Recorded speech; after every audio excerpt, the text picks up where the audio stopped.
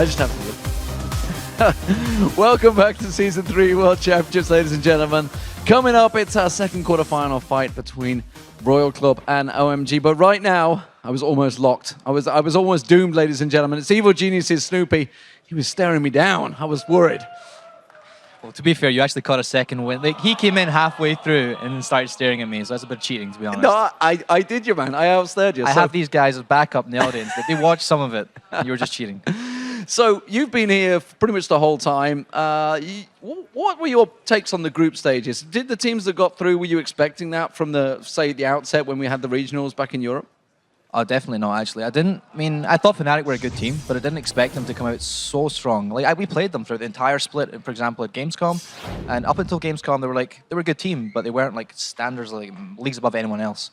And then following, I don't know what they did between Gamescom until Worlds, but they must have practiced hard, and they said they did, so, and it definitely shows they're doing really, really well at this tournament. And obviously they've got through to the semi-finals now. Do you think they've got it in them to go all the way? And do you think, obviously, the other teams, we've just seen SKT, T1 going through, OMG RYL coming up as well. We've already got Najin Sword in there. Do you think anyone out there that could possibly stop them?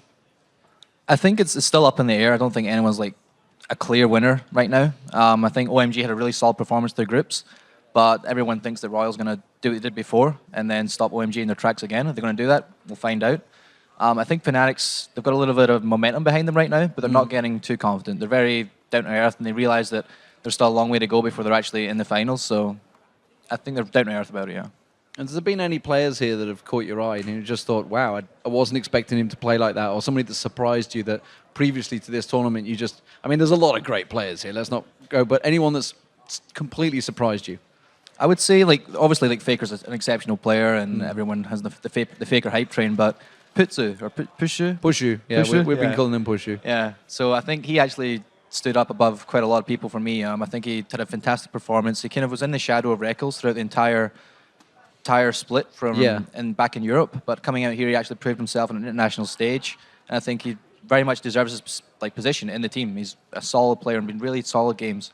And I think he's actually one of the guys that was carrying Fnatic, not exactly only PK, to be honest. And if you had to put your money down, who would you put down as the team that's going to win everything? I'll have to stay with my home crowd in Europe, so I'm gonna go Fnatic, and I really think those guys can take it. I'm glad the crowd appreciates that as well. And final question, obviously, you're a player yourself. How does it feel to be here and not taking part in this awesome Season 3 World Championships? It absolutely sucks. It's still too soon, Lee. Still too soon. Actually, it's the same thing last year when we got to the semi-finals as well, and it was me. I was in Gambit there, and then we went to the Galen Center and we were in seeing TPA and Frost play last year. It was the same kind of feeling when you're sitting there and you're not on that stage and you came so close. Same thing here. We came so close to being here at group stages, and we just didn't quite make it. But what can you do? Yeah, well, exactly the same, unfortunately, for Crepo and Double Lift, who are back there and have said exactly the same things. Thank you very much for the discussion. So let's send it over to the guys at that desk and see how exactly they feel about SKT's impressive performance. Thank you very much, D-Man, and indeed an impressive performance. We saw, again, in picks and bans, it just seemed to kind of fall in the bread and butter comfort zone of SKT as they came out very strong.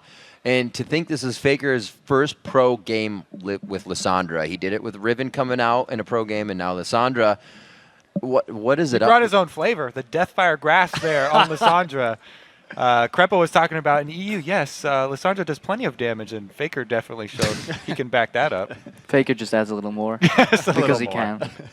So what else were we talking about here? We're thinking a little about the Bengi show as well, from first to second game. Monty, do you want to delve into that a little bit? Well, I mean, this win just started off that huge snowball that was created off those 3 kills in the bottom lane.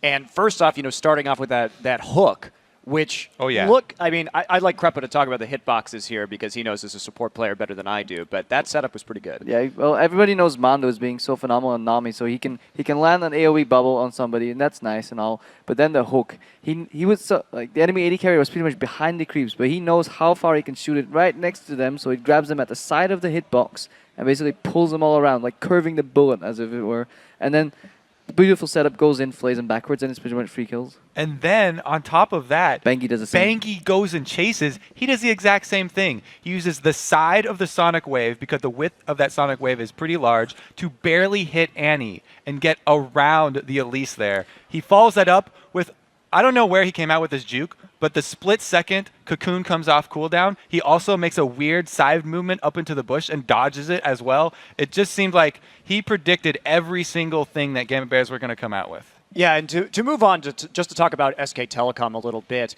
they did look a little shaky in that first game, Right. especially coming out of the gates early on. But this is a team that when they get into a best-of series, they pretty much always lose the first 1 or 2 games of a best-of-5, and we've seen that over and over and over again in Korea. But they bounce back. It's almost like they can just instantly adjust between games. It's like you give them a read on your play style, they absorb it, and then just absolutely demolish you in the games after that. I really feel that's what we saw here tonight. Yeah, and the casters were saying that you can't, when you get behind, you can't just roll over and just wait for the enemy team to end the game on you. Because before, a legitimate strategy was just to turtle the game out, wait for 15 minutes, and maybe the enemy team would throw. Don't know where you get that from. Yeah, you're not. Yeah, exactly. CLG plays style. like Gambit Bears bot lane actually didn't play scared the entire series. Even though when they got behind, they were still playing aggressive. I feel like their solo lanes and jungle really kind of sat back and didn't make any plays, but their bot lane was always aggressive, and I kind of admire that. It's actually a way you can play the game. If all 3 lanes play like that, it actually really makes it really hard for enemies to capitalize on it. Sure, the jungler might catch one guy being overextended, Right. but at the same time, the other 2 lanes are getting benefits constantly by being so strong. If one guy only does it, he overextends, he draws the aggro, and the other lanes are actually not capitalizing on the jungle aggro being there. So hyper-aggressive teams or hyper-aggressive laning is actually a valid strategy. Alrighty, so now that 3 of the 4 quarterfinal series are in our match history, let's take a look at the newly patched bracket. With SK Telecom's victory over the Gambit Bears, our first semifinal showdown has been set. SKT will take on Najin Blacksword this Friday at the Galen Center. While in the other semifinal series, it'll be the winner of tonight's second quarterfinal match, Royal Club versus OMG, taking on Fnatic. And if you want to watch the semifinals live and in person, head over to lolesports.com/tickets and grab your seat at the Galen Center. We still have a few spots left, so get them before they're gone. Okay, guys, earlier we asked you what has been your favorite moment from the quarterfinals so far and why. Here's what you had to say. The Walrus watches clutch Baron steal with Nunu, showed composure and timing, and gave his team a way back into the game. And remember, that was not a consume smite. That was just a flash smite, which is pretty damn good. I was just going to point that out. Oh! On top of that, he was 1 level down. Not that it matters that much, the 70 damage or whatever you get from 1 more level. It's just so nice to see the guy just flash in, take the buff, and then just die. And he just stands there taunting the entire team. I just took your Baron. What are you going to do about it? And it's also heart-wrenching to see that happen to a team that's really far ahead, because when you're that far ahead, you're in control of the game. You can make it so that it's a 100% chance for you to get the Baron, or the enemy jungler dies for it. Strategically, it's much smarter to just take another 30 seconds to set it up and make sure that there's no chance of getting it smite stolen, because we see it so much in Worlds. That's actually what SKT1 does a lot. Some people might even say over-baiting Barons, but it's just so efficient, and people will eventually face check, and it's so satisfying after waiting for 35 seconds. It's one of my favorite plays, just getting your team, everybody buys a few pink wards, you get an Oracle, you clean everything, and then you just punish every brush they face check. All right, next up, Maniac Haywire says, my favorite moments were those Nocturne dives by Cloud9, just watching them pick someone in the back and see them disappear. Yeah, and that's a testament to how tanky Meteos gets on all of his jungle champions. I believe he had a 4,000 HP Nocturne in one of those games, and so when you're that tanky, it makes it so easy for you to initiate, because you can really tie up the back line and wait for the rest of your team to come up with the secondary engage. Yeah, I was calling that the super dive, because he was backed up by the Fizz High, who had gotten fed so early, and they would just obliterate their target. It's funny, though. It's Meteos doing his thing, because the first time he built it, it was that Hydra build, and he just started taking everybody out of the game. So, Blaze77 is our next one, says, the best moment has to be that first double teleport by Expeke and Soaz, completely tearing apart Cloud9 in the first fight. Absolutely. This Fnatic, I think we have said it the entire time. Rotations, the Fnatic brush, them always being where you don't want them to be. The most surprising thing about that is, well, from what my solo laners have told me, is that when you go TP, you actually have a disadvantage in lane, but you don't see Expeke and Soaz actually losing lane very much, even though they have TP. They don't have Ignite for all in, so they have to play passive, and they have to wait for the time to use TP. There's only a few opportunities throughout the game, but they just never lose lane. They always use TP well. You calling out your solo laners now? They need to step up No, there? it's actually true. That philosophy is true, I think. I love my solo laners. Please, At the same time, give me a raise. it's really... Okay, it's really hard to gank a bot lane. It's actually, I don't even know why people do it against double TP. You should actually aim at getting one of the TPs out, because they have an innate disadvantage. Like Double have said, the summoner down, the target should be on those lanes. But Peke and Soaz, they kind of nullify both of their weaknesses, because they can still TP to each other's lanes, and they've been playing with it for so long that they know exactly how far they can go with a TP or not. And if they get too far behind the lane, they just base and TP to the lane. So I really hope a lot more teams pick up teleport, because it's such a viable tool. So you're just trying to like put out a subliminal message that says don't gank bottom lanes? Maybe. Don't Maybe gank the bottom lane. It won't work, guys. Never, I swear. You can't do it. Even All with right. teleport on cooldown. Because those 3 tweets made it on air, the authors get the Logitech gaming mouse. Congratulations to all of you. And if you want to hear your handle read by Riv, then keep sending us your tweets. We're at LOL Esports, and be sure to use the hashtag Worlds. And when you're done sending us your picks, head over to bit.ly/worlds1 and give us some feedback on our broadcast. It's fun, it's easy, and you'll help us level up our game even more. Guys, 3 quarterfinals down. When to go? Up next, it is going to be Royal Club versus OMG. I think a much awaited match here by a lot. Mani, what are your thoughts on this matchup? I want to start actually by talking about RYL just a little bit and introducing them here. And a lot of people may have heard about UZI, and he's a lot like Faker. He's a very young prodigy and extremely fun to watch. And the whole strategy of RYL is built around what they call raising the puppy. It's a lot like protecting the double lift, except more effective. Except it works. Except more effective, yeah. And so he's known as the puppy in China because of his youth. So, but we may see some really unorthodox strats here as well. These guys are so used to playing each other.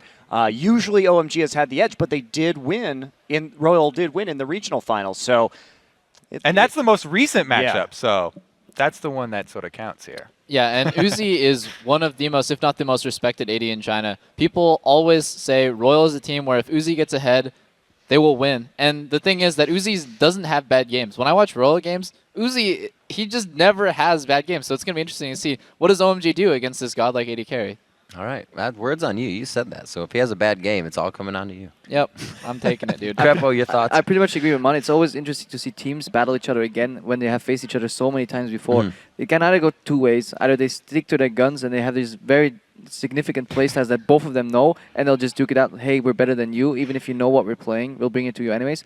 Or they go the complete opposite way. They stray from their usual picks. They haven't been practicing in the dark. RYL's coming in cold. OMG had group stages. So it's pretty unpredictable what's going to happen. Yeah, it's interesting too.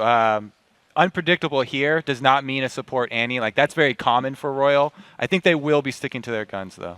All right, well, before we get to the game, I have to get all of your picks, so let's make it official. Royal Club or OMG? What's it going to be in the semifinals? It started off with Crepo. Give us your pick. It's going to be OMG. They played really well in group stages. I believe it was a fluke when they lost to RYL. I'm just not sure if it's going to be 2-0 or 2-1. Yeah, my gut says 2-0 for OMG. Okay. I think it's going to be a really close series, 2-1, but I think OMG is going to take it. As much as I respect UZI and as much as I actually studied him halfway through the season because of his immense skill, OMG just seems a lot better as a team. Yeah, I agree. I think the teamwork from OMG, I'm going to pick them as well. That teamwork is going to put them over the top, and they know how basically RYL tries to feed UZI with a lot of all-in dives early in the game, and I'm sure they have a great plan coming into this series. You know, I'm going to have to jump on that OMG train, but I really want to go with RYL because not actually UZI, but actually WhiteZZ and Tabe, they used to play on the North American server. We know them from long time ago, but I'm going to have to take OMG here. My boy Lovelin just too strong in the jungle. All right, gentlemen. As a side note, again, you've picked the same team, and you cannot catch Mani if you all get the same picks right at the same time. So there may be some thinking involved with the next ones. I'm okay with this.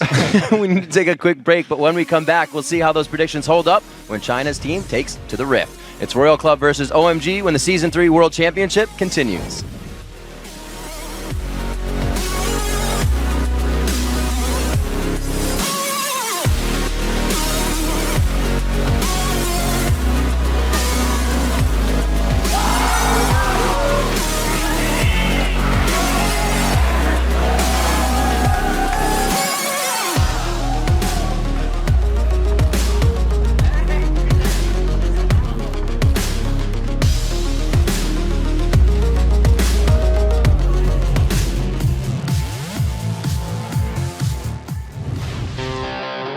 我取 Never Lose 的原因是因为我不想输。如果我遇上一个叫做永远都会赢的对手，我应该还是会赢他。 원래는 expression이 표현이라는 뜻이잖아요. 네, 근데 제가 영어 단어를 깜빡해서 R을 빼먹고 했는데 그냥 거기서부터 그냥 계속 쓰게 됐어요.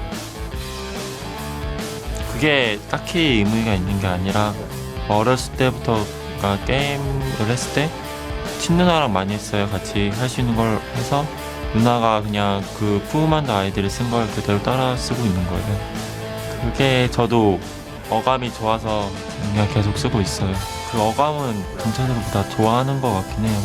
我想不起来了，但是也是因为玩游戏取的，而且我很喜欢白色。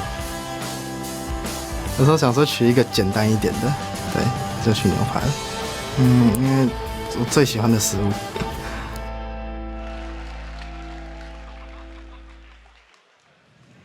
Welcome back to the League of Legends Season 3 World Championship. I'm Joe Miller because I'm not as creative as those guys and don't get a video about my easy name. But joining me is Jat.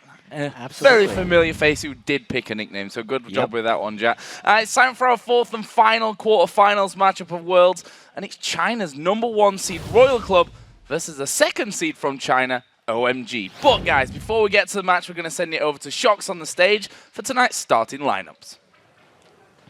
Ladies and gentlemen, it is time to meet the teams for tonight's second quarterfinal best-of-3 series between China's Royal Club and OMG. Starting on the blue side for Game 1, it's Royal Club. Let's meet the team.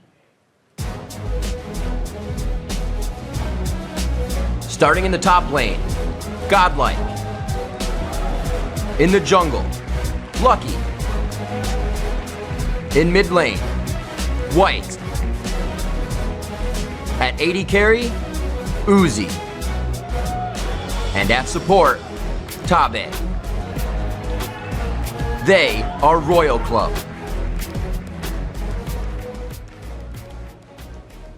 And starting on the red side for Game 1, it's OMG. Let's meet the players. Starting in the top lane, Gogoing. In the jungle, Lovelin. In mid lane, Cool. At AD carry, San. And at support, Bigpomelo. They are OMG.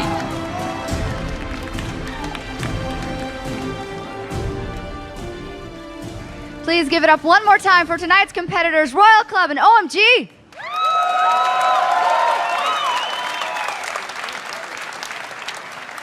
Gentlemen, please take your positions. Good luck and have fun. And let's send it back over to Joe and Jat at the caster desk for the game. Thanks a lot, Shox. And while I'm sure China's a little bit disappointed that their two teams have to face off this early on in the tournament, it does mean that unlike the other quarterfinal matchups, these squads are very, very familiar with how the other team plays. Yeah, absolutely. And to talk about OMG, they had a very impressive regular season record. They won the spring playoffs, and then they actually took first during the regular season of the summer, whereas Royal Club, on the other hand, finished 5th in the spring, missing those playoffs, but then in the summer season they improved to 2nd place, and that eventually seeded them into the qualifier tournament that got them here. But you know, despite the 10-win discrepancy in these teams' regular season records, with OMG having the upper hand then, when they play each other, the games are actually very close. All-time regular season record against each other, 4-3 for OMG over Royals. So this one is definitely going to be a close one, Joe. It certainly is, and it's really hard to call. One thing that we know that these teams are so very, very aggressive. So we're in for an explosive match. And then, of course, there's the fact that Royal Club beat OMG in the Chinese regionals to actually claim this #1 seed and come straight to the quarters. Yeah, and we're going to get to see which team was better off with that result because they have just been so close the entire season. Actually, to go back a bit, in 2011, this is a story about Tabe. In WCG, he was actually on IG, and my team played against him then. He played mid lane Annie and just stomped all over us. It's nice to see he's now moved on to support Annie and made it to the World Championships. I was always happy to see that. And of course, UZI, we've talked about him a lot. He doesn't run any unusual champions, but he is the player to watch on Royal. Well, while Royal is making their first appearance on this world stage, we've seen already what OMG is capable of here. They've done very well in the groups. Sometimes just running absolutely crazy things like when they did against Lemon Dogs, but honestly, the leader for them seems to be Lovelin. That guy has just been all over the map I was trying to compare the jungler styles of the regions, and China's junglers were always the one that created the most action. They were very hesitant to farm, but pretty much always found ways to make plays. I didn't actually think it was going to work that well on the world stage, but the way they move around the jungler, and specifically how unpredictable and how he doesn't necessarily use patterns, just makes Lovelin just on the next level. So, guys, while both of these teams are determined to get one step closer to Staples and the Summoners Cup, they're just a little bit sad that their path has to go through their regional rivals. 就是很不想抽到中国战队吧。最不好的一个签被他抽到了吧。还有抽到 OMG 的话，肯定是比较不开心，因为不想在8强就要淘汰掉随便一个中国队。应该是很好的竞争对手吧，因为我们在国内就是2支队伍一起出现参加 S3嘛。Today's OMG is much more stronger than those days we beat them in the finals. 就是我们这次交战肯定比上次更有信心。基本上我觉得赢皇族信心还是很大的，我觉得胜率也是非常高的，因为我们对皇族了解比较多嘛。非常期待，就会全力以赴。准备好了。This is our time, like our destiny, because if we lose, we just go out. Two very big rivals coming out of China, and we're going to find out who's better right now. But Jack, that week of playing group stage here for OMG, we can't underestimate how that's put them into a great place, probably mentally and physically here coming into this game. Well, there's definitely that inherent advantage of being here before, but honestly, getting past all that and being in the quarterfinals and then knowing that they have this 8 games to scout what OMG's been doing, they get to look at if they've developed any patterns. It might give RYL chances to go at them at level 1. And they were already familiar with OMG here, and also because of how isolated the Chinese metagame is from the rest of the world, they're back into it now. Even though OMG has just played 8 games removed from it, I wonder if they're going to jump back in or if it's going to change OMG's style at all. Well, let's have a look at the bans coming into this one right now. Orianna, Zed, both banned out here by RYL Club. Obviously aimed at Cool, a man who has done so incredibly well so far. And one thing we also want to point out in picks and bans here is Renekton in these teams' last 6 games against each other was either first picked or banned. So I really wonder if that's changed at all in this matchup. There's also the support Annie, which gets banned out frequently against RYL. They're willing to pick that within the top 3 picks, like almost any time. And obviously the Jungle York by OMG is something that is heavily banned away from him. So those are the 2 big things to watch for, or I guess 3. And there's just not enough bans left. We're going to see one of those 3 things.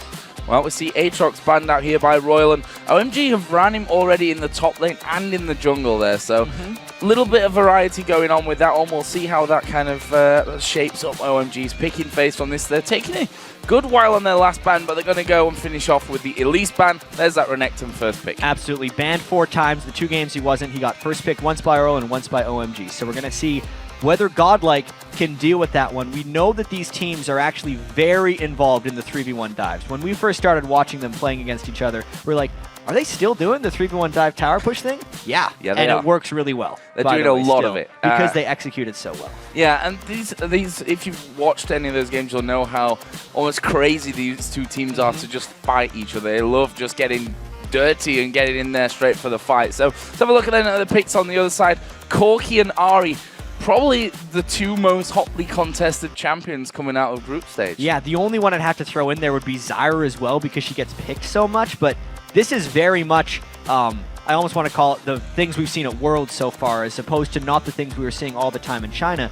When these 2 teams were battling up against each other, we saw a lot more Fizz, some Gragas, some Orianna and stuff, and obviously the Orianna, Zed, and Fizz have all been banned, so I guess, yeah, the Ahri is going to be left so far for OMG, but we look at RYL's picks, and those are very much RYL Chinese metagame picks, whereas the picks right now for OMG are very much what they've been playing so far at the World Championships. That support Annie going to be coming in from this one. We mentioned earlier on, Tabe loves to play that Annie. Actually plays Cassiopeia support as well, or has done over in LPL. So he's a little bit funky in terms of his picks. Let's have a look then back over towards OMG. We talked about Zyra and how popular she's been, quite frankly, here through Worlds. And it's strange because Zyra is both weak and strong to different things. Zyra's weak against assassins, which we've seen a ton of, but Zyra is extremely strong at counter-initiating and stopping dives, which we've seen a bunch of as well. So if somehow a team can pick Zyra and not get killed by the assassin, it's an amazing pick.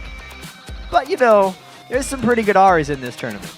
Couple we've seen so far. Pretty decent. So it's going to be Lee Sin picked up here for Lovelin in the jungle, someone who Kobe mentioned, yourself mentioned earlier. He's been incredibly good for OMG so far. Lovelin's Lee Sin will be very exciting to watch, assuming we don't see a total curveball and see Gogoing going with it in the top lane. Probably not. See what you did there. I didn't mean to. I never mean to do these things. But anyway, looking back at RYL, Uzi getting to pick Caitlyn is one of his bread and butter champions. There's actually a clip online of him pulling off an amazing kite with Blade of the Ruin King Caitlyn, which is something you almost never see. But I know a lot of the really popular AD carries are the best carries here at the World Championships, value mobility so highly. So I actually think that Uzi might do something like that again, and he's going to be laning with the Annie, most likely in the mid lane, because that's where RYL likes to go with it. Yeah, and the Vladimir actually picked up for this one, added in. What's your thoughts on that one, Jack? So, because specifically they like running Annie in the mid lane, they picked two strong side laners, meaning Renekton and Vladimir can both go top and bottom once they get into this game. I think that's why they go for it. I wonder if it's going to burn them not having enough crowd control overall, but that's definitely their plan. So a Jax going to come out here for Gogoing by the looks of it. Actually did play Jax in the third and final game of the qualifier final where RYL Club actually took down OMG in a clean sweep there. So he's already got some history with that Jax in this matchup. We'll see if it's better for him today. Well, we've seen one Jax so far. I believe it was Impact, who just went crazy with it late into one game. And I was expecting a lot more Jax before the World Championships. With the Trinity Force buffs and how strong it's been bringing Corki back into the game, it seems like a natural progression for Jax here. This is going to be an interesting one, Joe, because OMG has tons of mobility like we've always seen. At least 4 people who can hop over wall to get those Fog of War assassinations we've been so used to seeing here at the World Championships. And then RYL, they have that mid lane Annie that we've been waiting to see. It usually gets banned away, and they get to pull off their strategy here. Most likely, we're seeing that Caitlyn Annie in the mid lane and a split push attack from RYL. GoDlike is a crazy split pusher. It's all he likes to do. And it's really hard to call this game because of the fact that, you know, RYL Club have generally lost out to OMG except that qualifier final, which was a bit of an anomaly on the results. And very interested to see how, you know, the group stages affected OMG and what RYL Club's preparation has really got for us in this game. But, guys, since they've picked their champions, it's time to see who you guys picked to win this regional rematch. And according to lolesports.com, 63% of you believe it's going to be OMG taking on Fnatic in that semi-final game. All the analysts went for OMG as well. Yeah, well, they're going with what they've seen so far because RYL is a fairly large unknown for most coming into this. And one thing I will say that is known about these teams is the aggression that they display, I think, is going to catch a lot of us off guard. I'm wondering how much analyzing I'm going to get to do during this game because they're going to be fighting again and again and again. In one of the matches I saw against them, RYL had 5 kills before the 3-minute mark. Yeah. That was one of the games with their Aatrox jungle, but they definitely are the type of team that just dives absolutely at any opportunity, sometimes to a fault. OMG is more objective focused and generally does better when they're grouped as 5. RYL is, of the two, crazy enough to think, the chaotic ones. Well, we are going to get into this one and see exactly what the game's got for us. So, match number 1 between RYL Club and OMG. This game, a best of 3 for a place in the semi-finals to take on Fnatic. Yeah, and this means after this set, we will have 4 teams left in the World Championships. We're definitely going to have one Chinese team. I guess there's a solace in that of getting matched up against each other in the quarterfinals. They will move on, of course, to play Fnatic, but they can't be looking ahead to that game. They're completely focused on each other. And I really just can't wait to see how these 2 Chinese teams almost transported to a new playing environment, whether it affects them at all. Well, up until now, we've seen nothing crazy, but we're only 1 minute in. There's still time. All right, for there's that still to go time down. for the craziness to happen. They're definitely thinking about it because RYL, knowing they have Annie, Tabe always starts, charges up his Incinerate, stun on Annie. That's why he's low on mana right now, because he's been charging up his passive to get those stacks. And they can go wherever they want. They can get group stuns if they catch OMG in the right spot, which is why it's actually a little bit scary for OMG to be walking in the way they are. That's actually why Lee Sin was ahead of the pack, because he could theoretically eat a stun and then safeguard back, even though he's already skilled up Sonic Wave, so he couldn't have done that. Close enough. But they did get in there. They actually walked over the top of the ward there, so RYL know that OMG came onto that blue buff side of the map, and it looks like they may be trying for something similar here on the other side. That's also warded up by OMG, though. Yeah, OMG's going to see this, and I wonder if they're going to collapse back. They actually haven't committed to any lanes yet. Now Zyra and Corki are going up top. Lovelin might try and steal this away. Whoever gets this buff steal is going to put significantly far ahead in the early game. Oh, Tabe going around the corner there. He's going to get stunned up by a Counter-Strike, but we can see that Lucky has been able to take that blue buff away.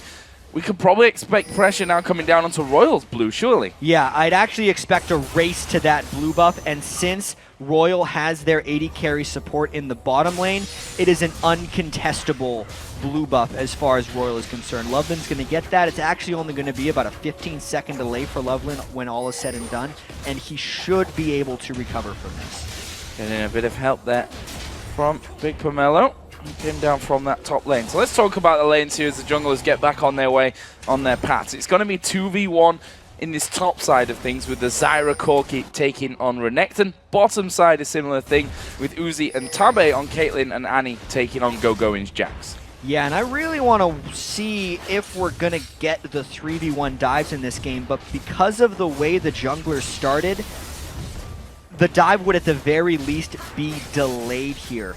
Knowing Gogoing knows that Lucky started as blue, so he'd have to go all the way to red and then all the way back to get him. And also, since Lovelin started at the enemy blue, his gank path would be delayed as well. So we're actually just seeing very standard 2v1 tower pushes and junglers coming to defensively support. It's not that common that we see this in RYL OMG games. Well, speaking of coming to support, Lucky going up towards his top lane here. And making sure that GoDlike, you see a statistic there at Renekton, 75% of the with a win ratio with that one, and has been an incredibly hotly contested pick over in China, that's for sure. Lovely now coming down to the bottom lane to do, well, to pretty much mirror what Lucky's doing in the top side. And I think a lot of the importance of Renekton in these matchups, actually, they're going right in. They're going straight in on towards Tabe. He's going to have to flash, puts down the stun as well. Lovely flashes in though. He's going to get Tabe very low. Finishes off there. First blood going over. Meanwhile, White so incredibly low in that mid lane. Manages to survive up for now. Uzi survived in the bottom lane as well, but OMG draw first blood. That's just RYL not respecting the Jax.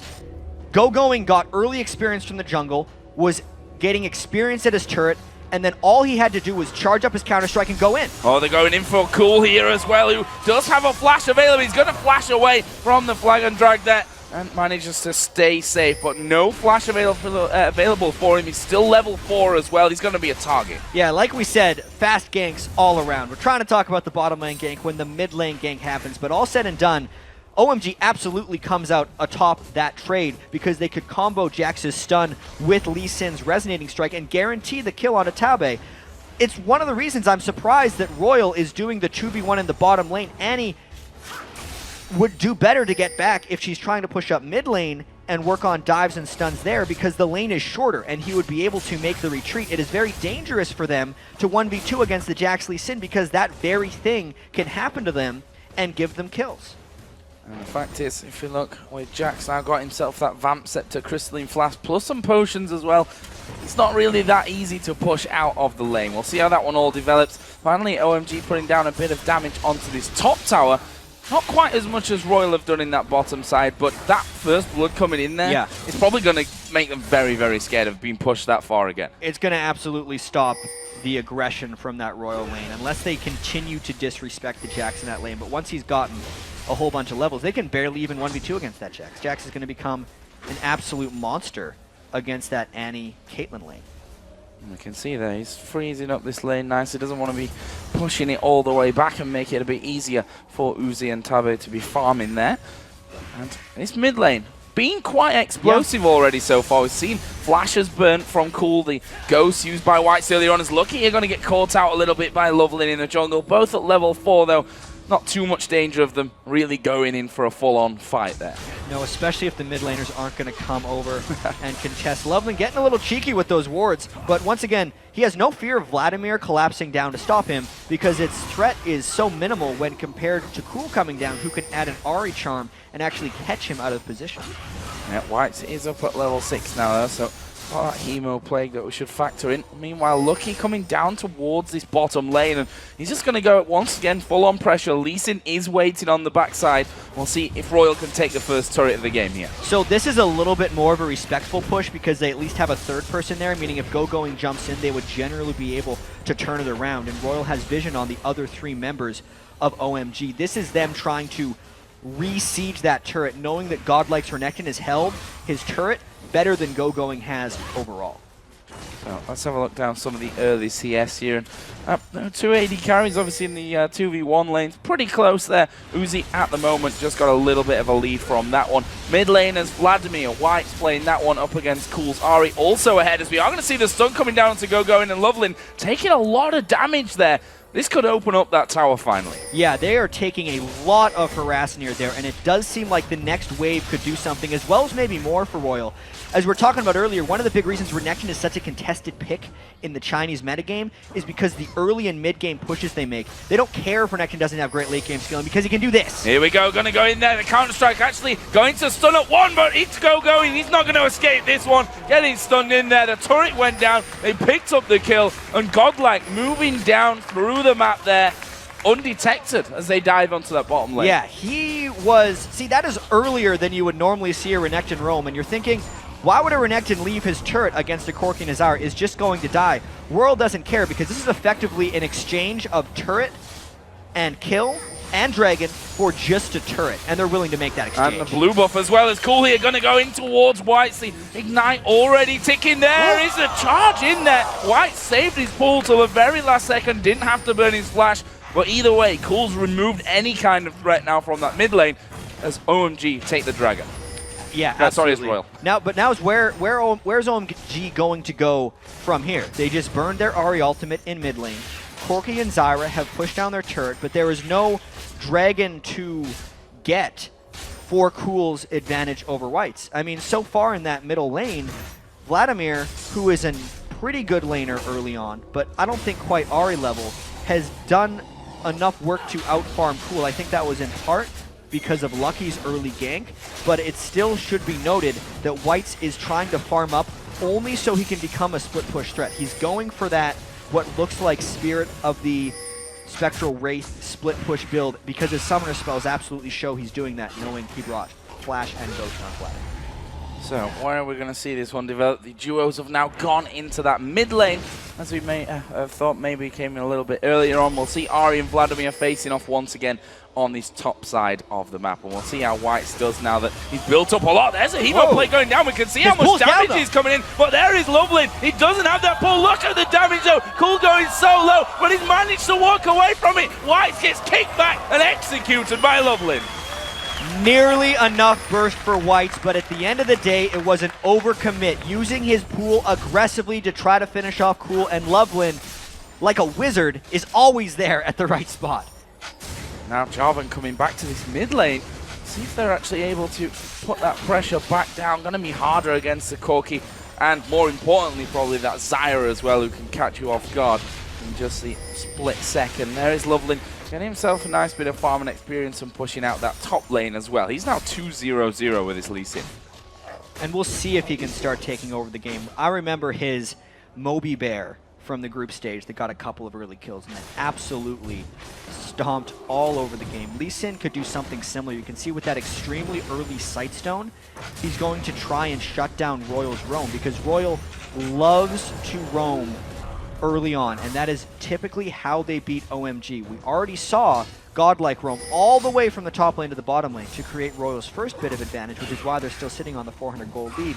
And of course, Lovelin counters that with an early Sightstone. It gives OMG 2 Sightstones overall on the map and should work to control it for them. That is that blue buff. Giving over actually to Uzi there for that mid lane. It makes enough sense in this composition because they have the Renekton and the Vladimir, who are typically 2 side laners. The blue buff isn't beneficial or that beneficial to any of them, whereas Caitlyn can definitely run into some mana problems if she's using all of her spells on recharge, which Uzi's going to do now since Tabe and Caitlyn have transitioned to this mid lane for an extended siege.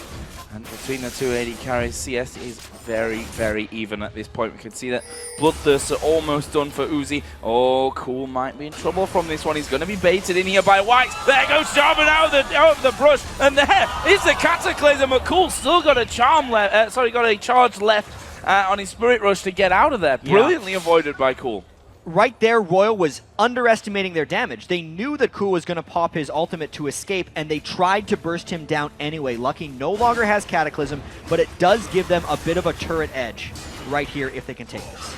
Should be able to finish this one off. See the minions actually going down pretty quickly. They might have to wait until that next wave does come available to them. Meanwhile, Royal stacking themselves up here in this mid lane as Godlike going to get caught out, but will they go diving in onto him? No, they won't. Lee Sin waiting off to the side, but Lovelin decides against it. And this is very interesting. OMG is sacrificing turret pressure for farm on Jax. Gogoing has been freezing the bottom lane for the past minute or so, while Royal is mercilessly pushing this middle lane. They're about to dive as 5, and Jax is nowhere to be found here. Oh, Bigpomelo actually going to throw down the Stranglethorns from this one, and we see them go a little bit low, but White's coming in from the backside. Ace in the hole comes through. Uzi picking up a snipe there onto Bigpomelo, but now White's caught out of position. There's a counter-strike, not going to get the stun as White nice but shot. Lovelin dives straight in there. He'll get back out towards the Warden. This is a difficult decision. Very, very low health bars across the board. Gogoing goes low. He flashes back to safety. Now the focus is Lucky as they dive in on towards Sand. He's lower than half HP. Godlike flashes over towards him as well. He's going to try and chase down Sand here. Fast who's enough? not got much health remaining, and he will be able to pick up the kill. Meanwhile, in middle, the rest of them kind of just had a ceasefire, broke up that fight, but a crazy one. Crazy to think there were only 2 deaths there, but of course they went to Royal because they had the advantage. They got the initiation onto Bigpomelo, and then it was all about chasing. Lovelin actually did a spectacular job landing his Q right as Whites came out of his pool of blood, but then the rest of this chase was just teams collapsing on each other. Flashes were saved to the last instant to get away from this fight, and then Ignites just weren't quite taking people down. Godlike arriving right at the end, and because specifically Godlike had upgraded to Ninja Tabe earlier on in the game and San had not, is why Godlike could chase him down here for the kill. Brilliantly done from Royal. That gives them that advantage in the kills and the gold. Now they're putting down pressure onto this middle turret once again. White's just sidestepping that charm. He needs to be careful though. Grasping Roots have grabbed him. He has to pull up. That turret is still alive there. Royal not able to finish it off with that last push. Yeah, and up on the bottom of the screen, Bigpomelo died once again. That was a little strange. He was just off on the side trying to ward. Jarvan caught him and they just bursted all their spells down on him. I really feel like OMG trying to freeze a lane for Gogoing is absolutely hurting them in the interim. They're definitely going for a late game Jack strategy because they recognize that Godlike is much stronger on his Renekton at this point in the game. It's actually very counterintuitive to their regular playstyles, knowing that these games are usually decided by 30 minutes on average. Well, Dragon is now up and available. Royal have started it off. He's very, very low. They're going to smite it down. Lovelin has to flash away from that one. Meanwhile, Godlike at the front. He's falling low. Emo play going to go down. There's the first kill of the fight as Cool will pick off Godlike. Whites gets in there. Kicked straight back out by Lee Sin, but look at the damage from the side. Here comes Gogoing. There's another kill. The double coming down for Cool. It's not over yet either as Lovelin picks one up. But look at Uzi at the back. He's still doing work. There's the triple for Cool. And now they're going to try and chase down the AD carry onto a trap. That was a little unlucky from Lovelin, and Uzi should be able to walk off from this one. Gets himself a bit of farm on the way out. Classy. That was still an absolutely insane turn by OMG. They get a 4-kill fight, even if Royal got the Dragon. That was actually a power play attempt by Royal to get that Dragon, but OMG just collapsed in and had a brilliant team fight. Maybe they get this turret afterwards. Well, it's gone very low. Only Uzi is there to hold this one off. Minions start to stream their way into that mid lane, but I think they've bided enough time here with those minions going down. Have Royal for that to be safe. Yeah, so the fact that Ari got 3 kills in that exchange means Cool is an absolute monster coming in. We have to see this fight again and figure out just how it happened. Tabe's stun got burned on Lovelin as he was escaping, which meant they didn't necessarily have it for the fight. And even though Royal landed a 4-man Hemo Plague, Uzi could never get in position to fight this one properly, and Godlike did not get off his Renekton ultimate because he died so early on. That is so core to Royal's mid-game team fighting strategy, is to have a Renekton in the fight for an extended period of time. Once he was gone, all OMG had to do was finish off Lucky and they could just chase down the rest of the team. So 6-4 in kills. Still, Royal Club hold that lead as Cool here. Going on towards GoDlike, gonna use that ultimate, but not quite enough to burst him down. He's got Spirit, the Sunfire Cape finishes. WhiteZZ here gonna have to use that Ghost. Goes into the pool just before that Counter-Strike stuns him up, but they're gonna close in on him. This is bad news for WhiteZZ. He still has a flash available though. When's he gonna use it? There is a flash away, and with the rest of Royal coming around, they actually back off. Both of Royal's solo laners are getting pushed on a little bit. We saw Cool nearly take down GoDlike because GoDlike has no magic resistance, and that's actually going to be a problem considering Cool picked up that triple kill in early DFG. And then WhiteZZ was trying to split push against OMG's other solo laner Gogoing and immediately had to just get out of there with his Ghost. That's not good for Royal overall, knowing that they kind of had a bit of a split push strategy planned and that it's already getting countered is a bad thing. WhiteZZ is actually transitioning potentially early off of this build. He had a very early Hextech Revolver, and if he was truly a split push Vladimir, he would have built the Spirit of the Spectral Wraith very early on. But the fact that he has not built that yet, and he may be going towards a Zhonya's Hourglass, could just be Royal saying, yeah, we cannot split push anymore. Let's go team fight with this. Speaking of which, team fights, yeah, Cool gonna go into this one. Big damage on towards Tabe, who's less than half HP right now. Gogoing's gonna come in from the side. GoDlike trying to tank up the front. Here is Gogoing, gets the stun onto two of them. GoDlike going low. Lee Sin dives to the back. He's managed to live from that one, but the rest of the team might not be so lucky. Tabe going low. There is the charm landing onto Uzi. He cleanses out of it straight away, and OMG can't quite find their way in. Another fight with everyone getting quite low. Bigpomelo and GoDlike nearly died in that one. These teams are good at team fight because they do it very frequently. It's amazing this game is only 6 kills to 4, and honestly, I think one of the big reasons Royal cannot chase on for these kills is they have generally low crowd control in their composition. They don't have a true mid laner right now. Vladimir and Renekton are both kind of side laners as far as team fights are concerned, and they don't have the traditional lockdown or assassination that we're used to seeing here at the World Championships, which is allowing OMG to disengage from a lot of these fights. Finally, Royal getting bored there. That turret was still up, just deciding to tank it up, and that puts him 3-1 ahead in terms of turret kills at this point. They still hold as well a 2,000 gold lead. Let's have a look down the items once again, because the AD carries have taken their first big step with that Bloodthirster coming for Uzi and the Trinity Force on the other side for San. Absolutely. So no surprises with San's build. Trinity Force is the Corki thing. The only bit of a curveball is the Berserker Greaves instead of Sorcerer Shoes, because Corki does more magic damage than physical damage in team fights. But instead he's going for the attack speed itemization. We look at Uzi as well. He's doing a bit of a give or take here. He has not went the full Bloodthirster Last Whisper build. He's got a Zeal sprinkled in there because, again, he is relying on his auto attacks. Whoa, look at this. Jax diving straight in on towards Uzi. Going to sidestep the Grasping Roots, but will he be able to get away from it? Going down to half of HP, and he flashes away there. Uzi now in a lot of trouble. Gogoing going to chase him down. He's trying to heal up. There's the net coming out. He's still running, but not for long. There's the jump in. Gogoing gets one. And on the other side, on the tower, Lovelin picked up Tabe as well. Yeah, and what's Royal going to do about this? Because OMG just completely committed to their bottom lane while the rest of Royal was not there. They have their side laners in strange places right now. Vladimir is in mid lane. Renekton is going top, and Lucky cannot stay there for his buff. Oh, he's actually going to manage to get away from that one. He's still trying to hold out here wants to smite for this red buff. And it's going very low, but red is going to be picked up there. Meanwhile, Lucky down, getting caught out from the backside. Cool comes around, catches him off guard. That will be another one for OMG. Meanwhile, the most satisfying sound in the game is that Jax hammering away on the inner turret in the bottom lane. WhiteZZ isn't happy about that either. He completely commits once again to OMG, and let's see if he can chase this time. Vladimir, no crowd control. Going very low here, Gogoing. Can he get off into the brush in time? Yes, the Zhonya's used by WhiteZZ as well. Lovely coming around the side. Doesn't go in as he spots GoDlike. Good call. So before any of this invading happened, OMG had gained control of Royal's red buff and the jungle surrounding it, and Royal was refusing to accept that. That's the reason that they got dove on. That's the reason that they got hurt trying to go in and contest for red, because OMG had complete eyes on them and outnumbered them. Royal couldn't fight in that area, but they did anyway, and it just gave OMG exactly what they wanted. So, Dragon time for OMG. Are they going to be able to finish this one off? There's no one around there, and that will be a pickup for OMG. Nicely taken there as well. 31,500 to 29 right now, building up that lead very nicely.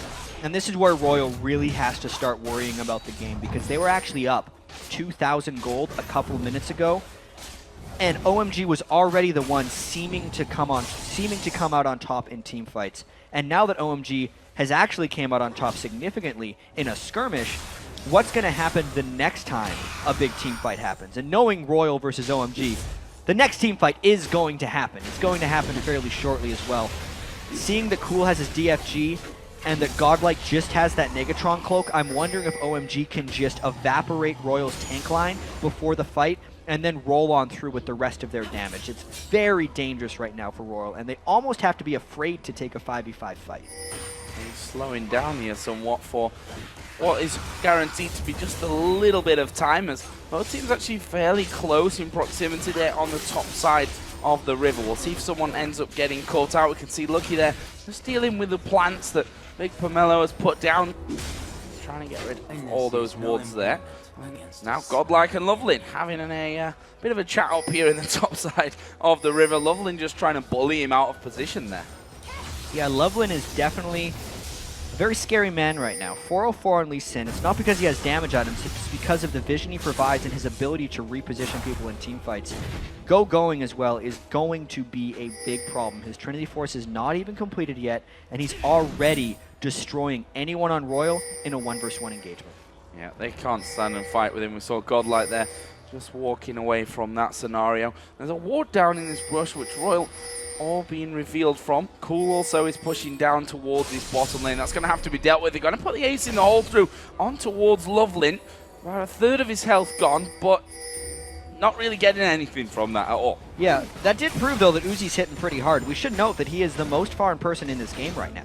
225 CS. You wouldn't think that he'd have the most gold, but he does 8,500. The next closest is Cool at 8,400 on his 4-kill Ahri. So, there it is. The analyst talked about it, protect the puppy. UZI'S nickname is Crazy Puppy over in China, because everyone just wants to cuddle him and try to finish him out. That's not the reason. It's because he yells a lot. Yeah, a very temperamental player, that's for sure. Which we'll see how that keeps him up here in this best of 3. Right now, both teams pretty much stacked on top of each other in this middle lane. There's the wards going down. One inside the death brush. GoDlike not scared of getting right to the forefront now and just checking, see what's going on from that one. Meanwhile, RYL actually just pushing straight up this mid lane. Yeah, RYL saw Gogoing trying to create a split push opportunity, and they know that they actually can't deal with that, so they're grouping as 5 and threatening turrets immediately, effectively trying to draw Gogoing towards them.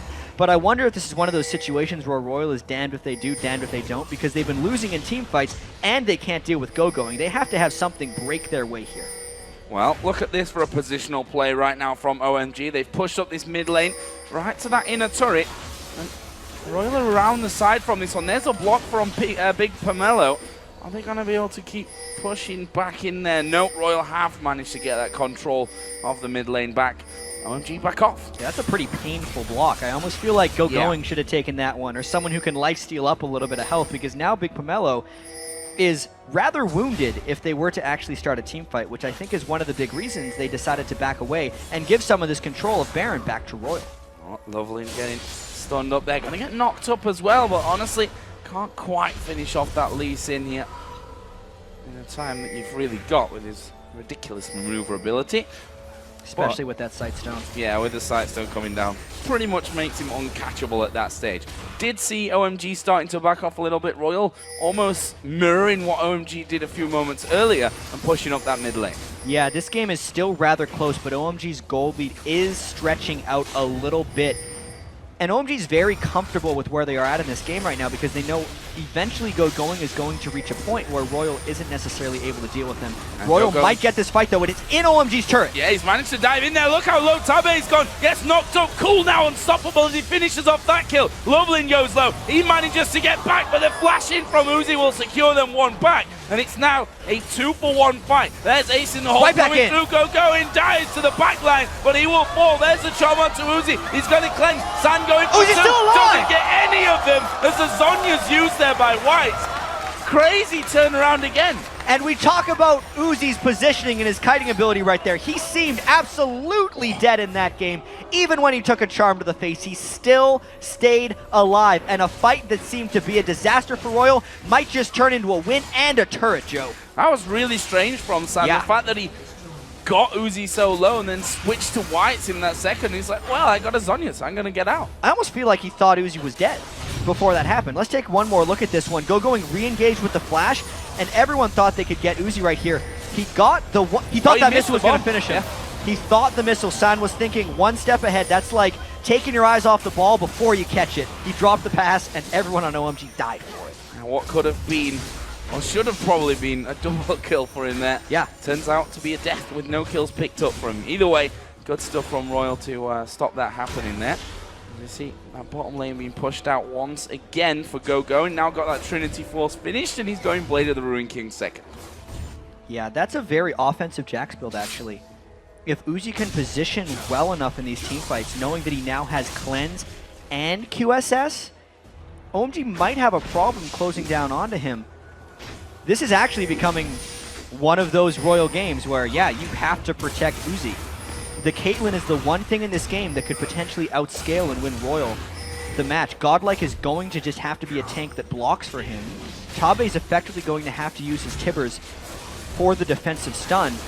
And knowing that Jax is in the bottom lane right now, Royal is just all out this Baron. This would be a 50-50 steal chance against a Lee Sin or a 5v4 fight. Jax is pushing the inhibitor in the bottom lane. Something's going to happen soon, Joe. They're pushing through. There goes the kill. Cool. He's godlike as he takes down Annie. Bigpomelo is low. He is actually going to fall as White picks himself up a double. Royal going to keep going on Baron, but they're losing the inhib. Absolutely nothing is stopping Jax here. At the best, this is inhibitor traded for Baron. Baron is still not down, though. No, but Lee Sin is. He gets sniped off at the back. There's the chance to steal. Completely gone. Royal going to be recalling here. Well, that turret is already down. The inhib itself is now going to be finished off as well. Classic question here. Is a Baron worth an inhibitor? Things have changed over time. I've actually seen it go both ways. Since home guard boots have been added to the game, I've seen teams be able to reactively defend their inhibitors with home guards, and Royal needed to make a play in this game. OMG committed to trying to get both. They could have just given up the Baron. Instead, they gave up kills as well for an inhibitor trade. We don't know actually how to call that one. We just got to wait until they keep fighting.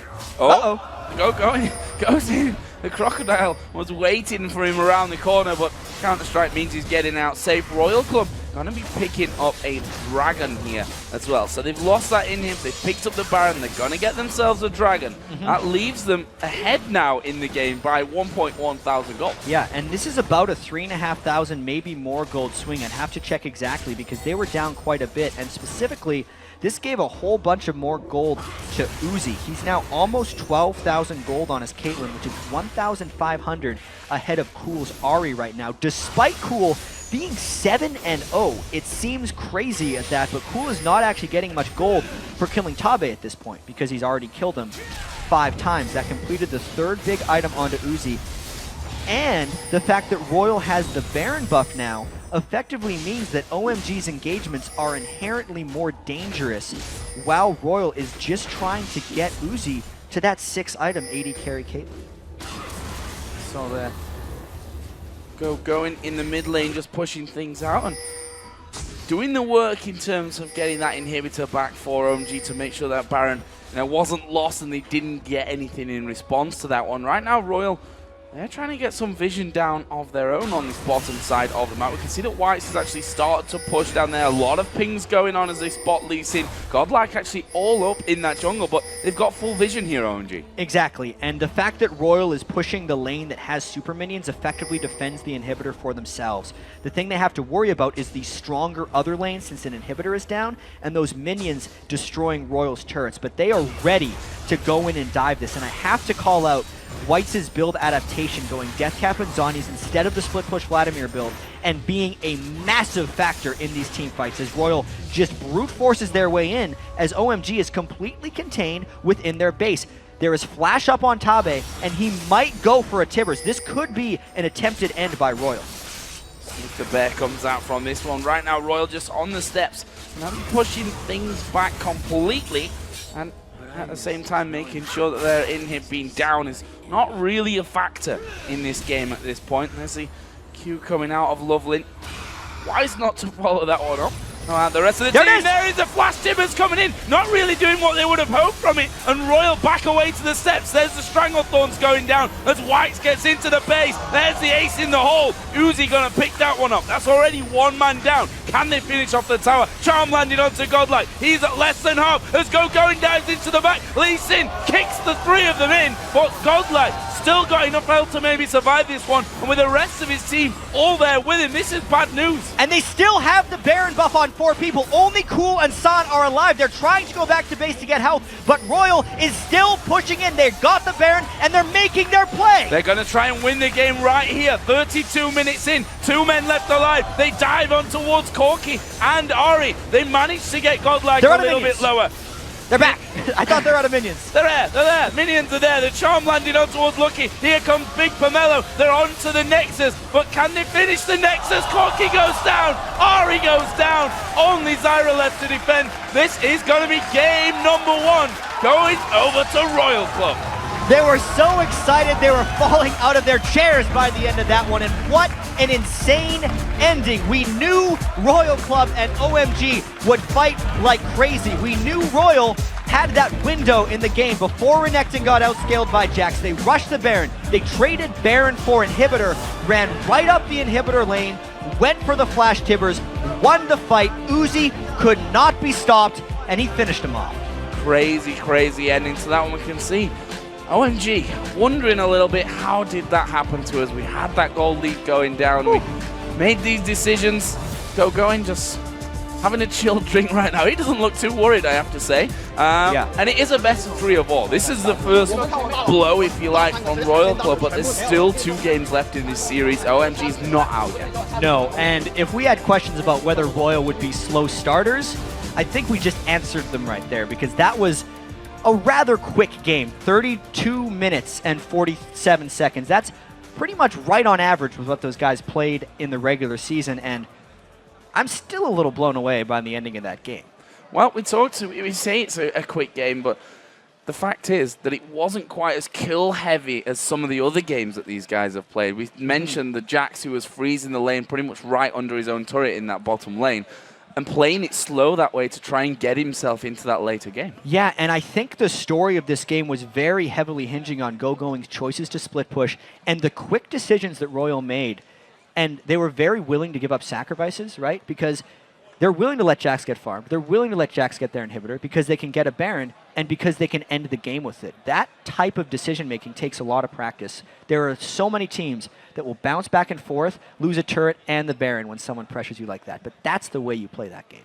And very decisive finisher as well. We often see teams struggle a little bit to close things out. They've got Baron, they've got these advantages there, but they're still very scared. But RYL, you have to give it to them. Once they saw that opening, they went all in to finish it. And UZI, to me, was living up to the hype there. Like, his Caitlyn, even though it seemed like you're against a Jax and a 7-kill Ari with a DFG and a death cap, still didn't die. He got kicked into a fight, but he was only there because enough of OMG's damage was already down in that last engagement. So when he did get kicked in, he just kept on fighting. He kept on killing people, and they never had the damage to finish him off. That was just, you know, such good work overall by RYL, because we know these teams team fight so often, and typically OMG had the edge in the 5v5 team fights, but that is not what we saw that game. WhiteZZ Vladimir landed some ridiculously strong Hemoplagues, and I think that really turned more than we're giving him credit for. Well, we will see RYL go 1-0 up now in the best of 3.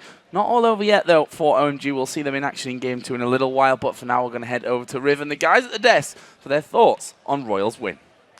Thank you very much, gentlemen. And I think we raised an eyebrow as well with the composition coming in here from RYL. It said fight. That's what the Chinese teams like to do. Imani, we've been saying it the entire time. You're just itching to go. Start off. I actually really liked RYL's composition. It was a bit unique, and when you have champions like Renekton and Annie that early in the game can put out a lot of AoE damage, of course you have to remember Tibbers is sitting there burning as well in that AoE.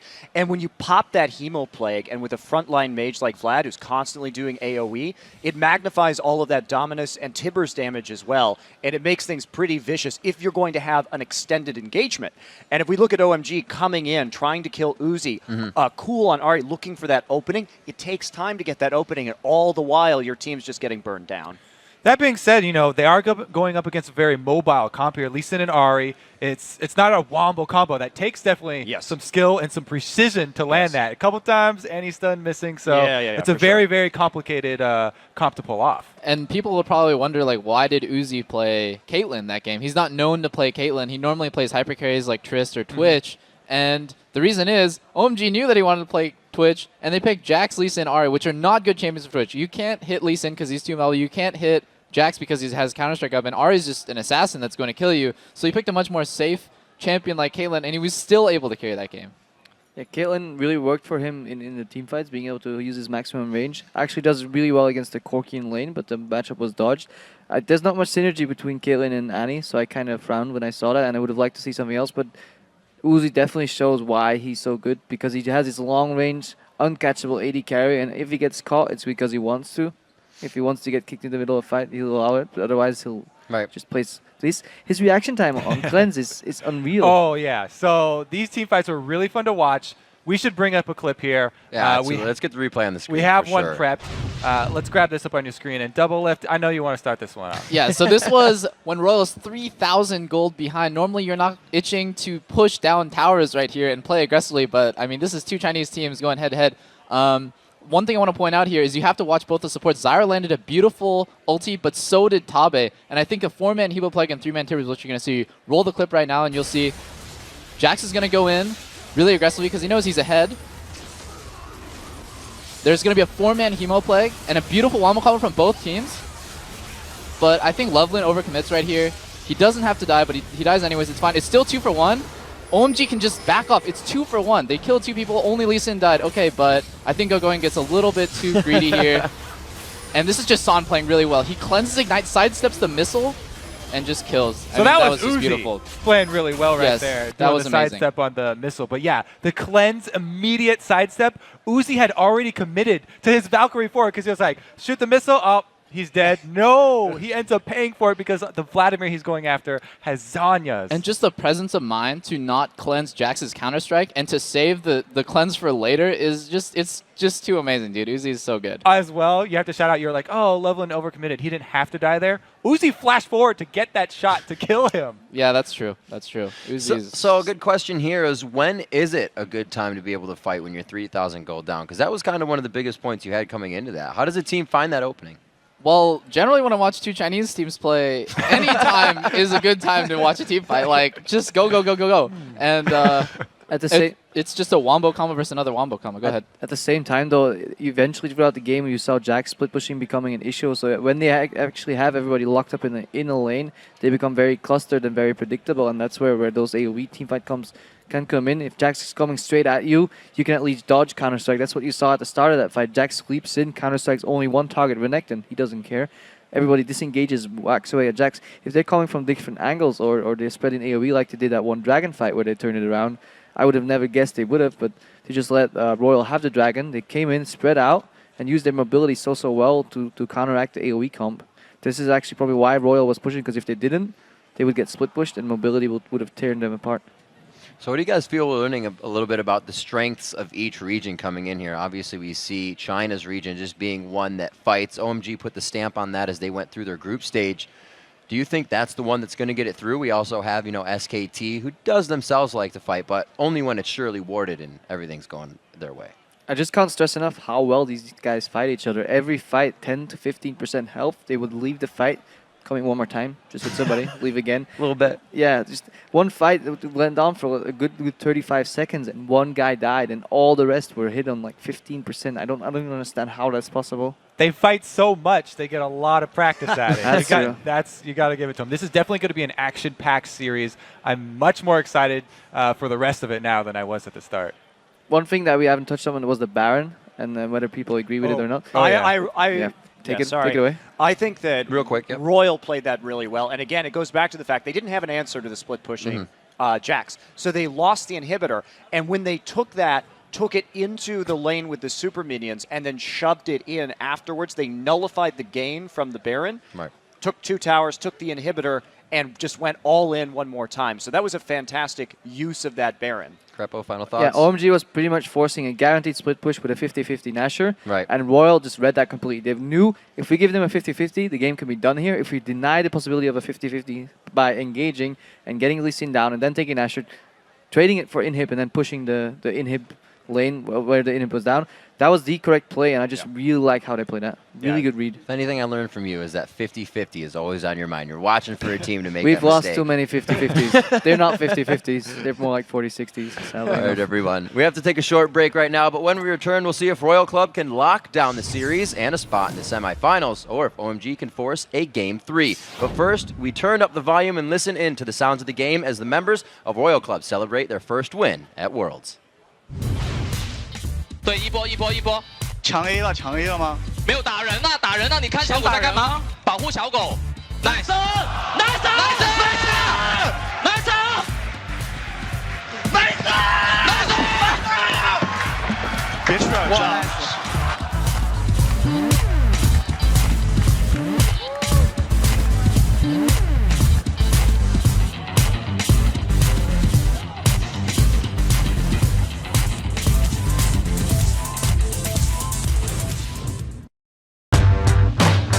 When I picked OMG, I was like very sad, but because I know it's broadcast live, so I have to like pretend to be very happy and just keep on my smile. But I don't know why, I just keep on failing in picks. Welcome back to the 2013 League of Legends World Championship. It's time for game number 2 between OMG and Royal Club, and with one more victory here, we could see a Royal flush for Royal Club.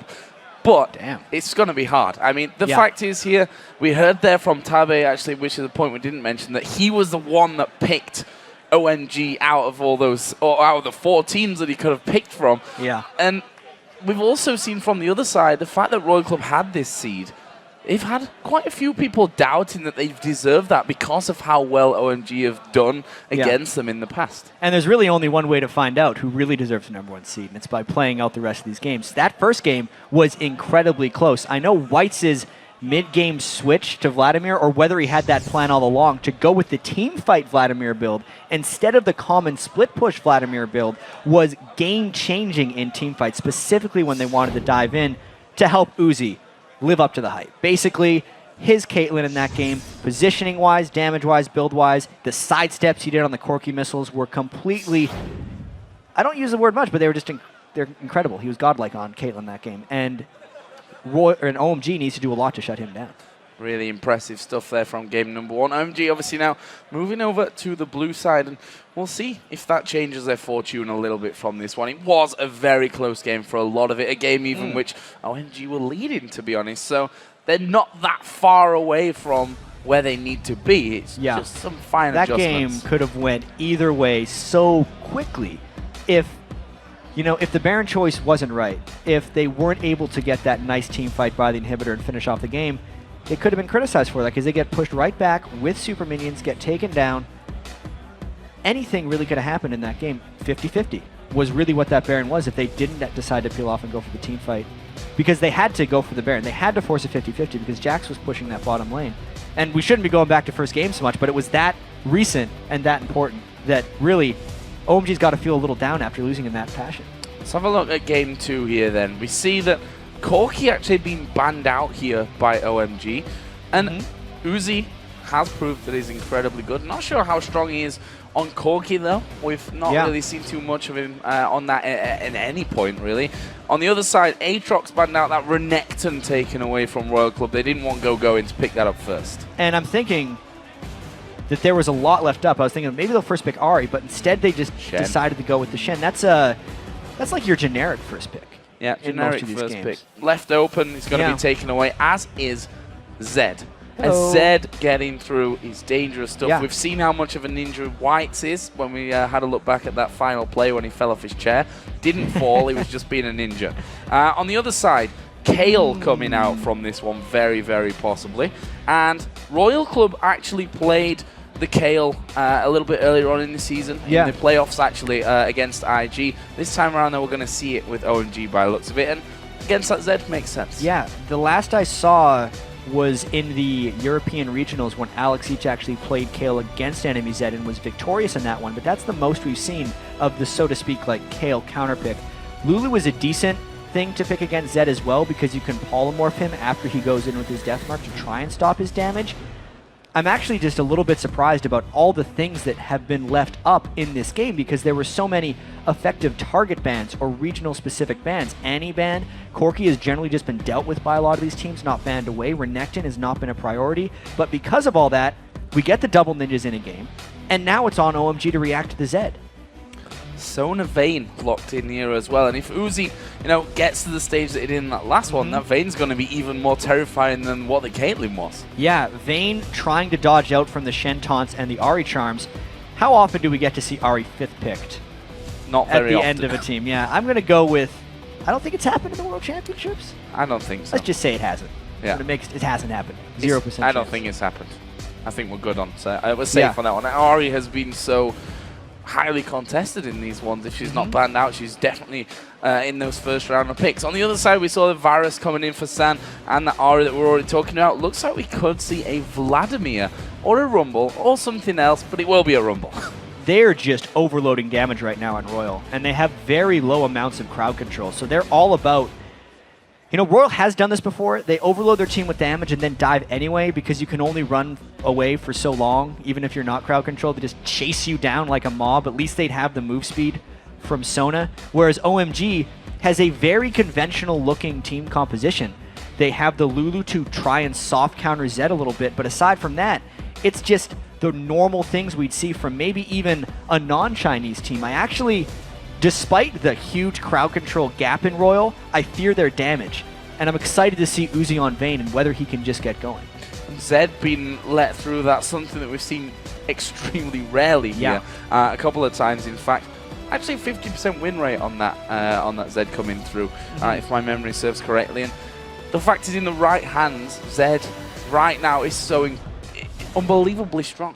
Yeah, and the thing that OMG would have going for them is since Royal picked it so early, OMG was able to at least build a decent amount of counters into it. They have giant shields coming in from both Shen and Lulu, so if the name in the game is single target assassination, it's actually not going to work out very well, which is why I think the Rumble pick from Royal also works, because he's the one who's going to try and spread damage and get people low overall. This one's interesting, Joe. One more win, Royal's just knocking OMG right out of the tournament, who was undefeated in the group stage until their very last game. Until their very last game, which was so one-sided it almost didn't feel real after what we'd seen from OMG on the previous days. But this would be a very big disappointment to them. The fact that they came into the group stage losing out on that first seed, which would have made this their first game of the tournament, as it is for Royal Club. And for them to go out at this stage, probably unthinkable before we started playing this best of 3 from their side of things. But they are behind, and they have to win 2 games in a row now against Royal Club. So let's get into game and see how this one is all going to develop, and whether we're going to see level 1 action that we predicted in game 1 but didn't really see.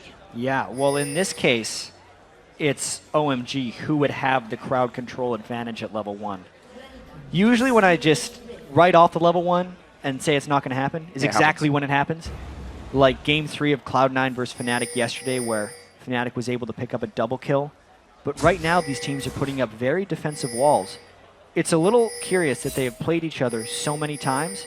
Maybe they've kind of exposed all of their level 1 strategies already. And since OMG recognized Royal was grouped up and OMG has the crowd control advantage, they're very willing to group up and try and get some ward control down. But with how many wards we saw last game, it didn't have a very large impact on the overall game. And I think these teams are familiar enough with each other that we're not going to see any action. You can see them. They're headed up towards that wolf camp. Their path was spotted, but one thing that's not going to be spotted is the fact that they've all recalled from this one. This is going to take Royal a little bit of time to actually realize that it's happening. That's actually my favorite invade by teams, when they get spotted invading and then hide in a spot that they predict has not been warded, because it puts an immense amount of unknown pressure on the enemy. at this point, RYL, you can already see they have to walk the long way around with Vayne and Sona to get to the bottom lane.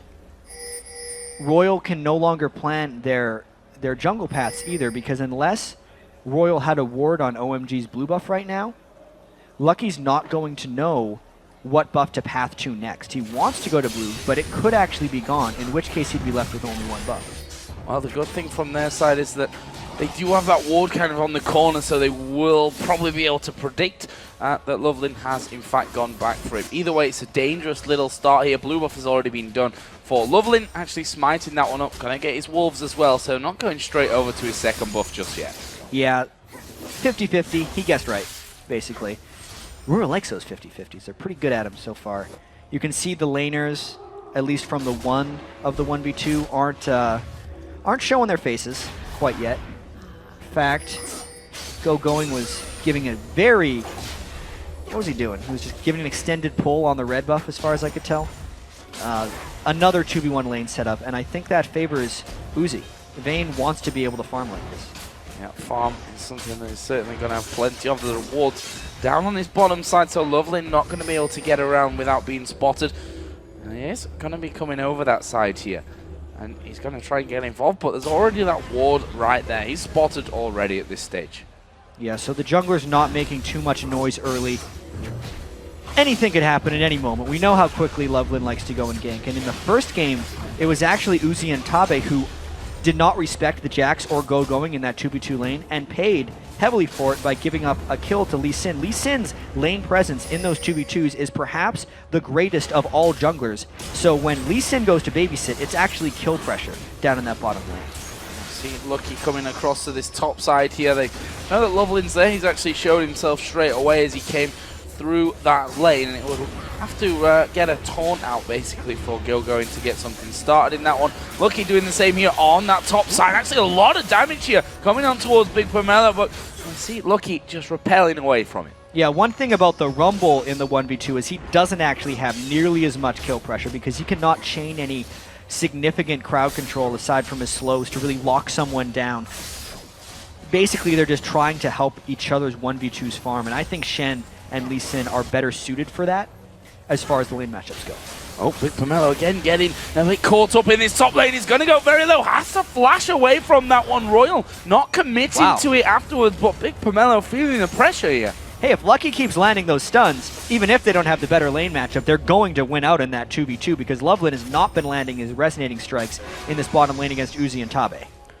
And the fact is that UZI can knock them straight back as Gogoing has a bit of an attempt there, and he's going to take a lot of damage for the pleasure. Gets that shield out of Lee Sin, but that third silver bolt going in there as WhiteZZ going to take him very, very low. The ignite was put on him, but he will be able to walk away from that one with his shadows. Meanwhile, San in this top side going super low, and there's the first blood. And San not even using his flash there as he falls. Now Tabe in trouble. He's a dead man. Lovelin may go down. This is a short kill for UZI. No, but he flashes in there, picks out, but now the turret's attacking him. He needs to be able to knock back Gogoing here, who lands the taunt, gets the kill, and that leaves us at 2-2. These lanes just exploding with action. What the heck just happened right there? It was a 1-for-0 and a 1-for-2. Both of those 2v2s just decided to fight. We knew there was kill pressure from the Lee Sin and the Shen. Underestimated the kill pressure from Lucky and GoDlike. Wow. Well, Lucky's been landing those cocoons. Yeah. And that's a very big part of that one in there as well. San goes down, uses his barrier, didn't use flash. Now, it's never good to be using your flash if you're not going to get in there, as WhiteZZ is going to exchange some damage with Cool. Never good to burn that flash without being sure that you're going to need to. But also, on the other hand, better safe than sorry. Yeah, I'd agree with the better safe than sorry when you're playing teams as aggressive as these guys. As far as the mid lane goes, WhiteZZ has actually been forced into a fairly defensive item build right now. He's started with 2 Doran's items. I really feel like Cool has the early upper hand on him in this one. In the last matchup when WhiteZZ was playing Vladimir, he stuck with Cool Zari quite well, but I think one too many charms have hit WhiteZZ early on, and since the junglers have been completely occupied by babysitting, or it's not really babysitting, kill laning against the AD carry and support, it's allowed Cool to take a little bit of an upper hand in that mid lane. Just saw that Lucky was hanging around as that wave was pushed right back on towards GoDlike's tower, but this time decided to back off and not stay around from that one. Very low farm when it comes to those jungles at this point. We've seen why. Here is Lee Sin actually headed down to that bottom lane as well, so Lovelin going to be doing pretty much the same as we saw before. We'll see if they can actually get in and pick up any kills again. And Ari, since she was 6 first and pushed up, can now threaten this bottom lane. RYL is in big trouble. Yeah, Tabe in a lot of trouble from this one. They're going to focus down Uzi. He cleanses instantly out of the charm. Now though, Tabe, is he going to be able to escape? The taunt not quite landing. Lovelin going low. Cool managing to pick up the kill there with a last tick of damage. These guys are rather skilled right there. Uzi actually hit Cool mid-shadow dash to negate one of his spells, but then he got both procs of his REQ to actually finish off Tabe. Very nearly a desperate save. Oh, here comes the Stan United San. Is he going to be able to get down and get that kill? Lucky repel. GoDlike now getting caught out. Gogoing taking a lot of damage. There's the arrow going through. Not really doing too much damage to GoDlike. And again, a very close scenario in this top lane. And GoDlike really wants to hit level 6 here, because if he could, it would prevent this dive. But since he is not, he has to be extremely scared. Once he gets that creep, he can save himself. But OMG is looking to make something happen here. He's 6. So close. There is the level 6 turret. Not quite down just yet. GoDlike here is going to get dove upon. He's going to get finished off by San. There is the equalizer coming down, but it's not going to be enough damage, or is it? Here comes White. San going to get popped. Bigpomelo going to be the next target. He gets slowed down by the Glitter Lance. Meanwhile, Lucky on the other side going in for it. Double kill comes out by White. And in the end, we see that Lee Sin coming up there to help things out. Don't want to take on WhiteZZ. But again, crazy, crazy, crazy stuff, Jeff. That's the way these guys play. Absolute chaos. And because Gogoing came up to support that, it actually gives RYL the eventual larger win by getting the mid turret with Uzi and Tabe. So, turret going to be finishing off a lot of minions here. Uzi not wanting to give any kind of free farm over. Meanwhile, White making sure that this top turret still survives. If we look where we are in the game as that first turret goes down now, tied on kills, just that one turret down, but it's not a massive gold lead or anything that they've managed to pick up. If we look at the farm, it's decently even across all lanes as well. Yeah, this game is rather good. Right here, White's is now kind of transition lanes with Rumble because they've lost themselves in the rotations. You can tell OMG wants to lock them down for a little bit of damage here. It's a tall task to kill Whites, but if he commits deeply, whoops, gave a little juke there. Yeah, but I envy people that can do that. Their reaction times are almost preemptive as far as this goes, especially Uzi in the couple clips I've seen. He is tumbling sometimes before people use spells for him. We seen the cleanses on him, like getting out of a charm the second that it actually lands on him. We saw Dragon being started off there, but RYL actually starting to back away. They've used that pink ward to make sure that they've got vision control at that bottom side. Right now, OMG actually pushing back for a turret here, and they're going to take the mid out of the turret. Yeah, GoDlike probably should have stayed to defend that turret, but he was roaming down for other tasks, and I feel like having the mid lane turret down for RYL but the bottom lane turret down for OMG is an advantage for OMG. It will specifically give Lovelin more territory to roam through if he tries to set up any counter jungle or dive opportunities for OMG, as well as because Cool has been able to have the upper hand on Whites. The farther Ari can shove up the lane, the longer Ari can disappear for, and the more overall map pressure that creates. So let's have a look down some of the items here. San actually picking up that Phage here first. So we'll see. Well, he's got to be ahead of Trinity Force at some point with that one, obviously. I wonder. That's the Genja special right there. Yeah, the Phage first, and then just a bit of randomness around it. I really wonder whether San's going to be going for a Trinity Force Varus, because so many Varus have just been going for the Bloodthirster into the Last Whisper. Trinity Force is just a whole new ballgame. I really wonder what San's going to go with that. Now, this mid lane that we've been looking at here, obviously White's getting that double kill in the top lane, really starting things off nicely to him. He was taking a lot of damage from Cool a little bit earlier on. GoDlike is in trouble. He is going to get kicked into the taunt. Meanwhile, RYL Club use that distraction in the top lane to start themselves off that dragon again. Yeah, and that was just Lovelin sneaking in because the mid turret is down, but RYL getting the Dragon. Maybe the fight turns. Tabe lands crescendo. Wow, Tabe going very low, but cool. He's going to get burst out from this one. UZI picks up that kill. WhiteZZ is going to finish off Bigpomelo, no problem. And now San, he's a dead man. UZI going to get the finish on that to get a double kill, but is it over? Gogoing, he's chased down here. Lucky, where's the cocoon? Flash away from Gogoing, gets him back to safety. Brilliant pickup from RYL. Huge play by RYL there, especially because of the kill distribution. It's 3 kills on WhiteZZ and 3 kills on UZI. That is exactly what they need. If those two get going, the game is effectively over, and they are so close to getting farmed. Tabe almost baited that in because he had allowed a 3-man crescendo, and again, San thought he had the kill, and did have the kill. I thought he got away. The rest of RYL came all the way over the top. You could see UZI'S chase potential. The best Vaynes always end fights in the front because they move so well. And now with Blade of the Ruined King and Berserker's Greaves completed for UZI, I think OMG's in trouble. OMG are in trouble. 1-0 behind in this best of 3 in case you're just joining us and didn't see game number 1. And Royal Club are in the driving seat from this one as well. OMG need to find something to get back into this game. Let's have a look down those items once again because the Haunting Guy's just been finished off there for GoDlike in the top lane. On the other side, Shen not got that Sunfire Cape quite done. Yeah, and both of these side laners or top laners have really sacrificed this game. They are incredibly low on farm because it is completely an arms race between UZI and San.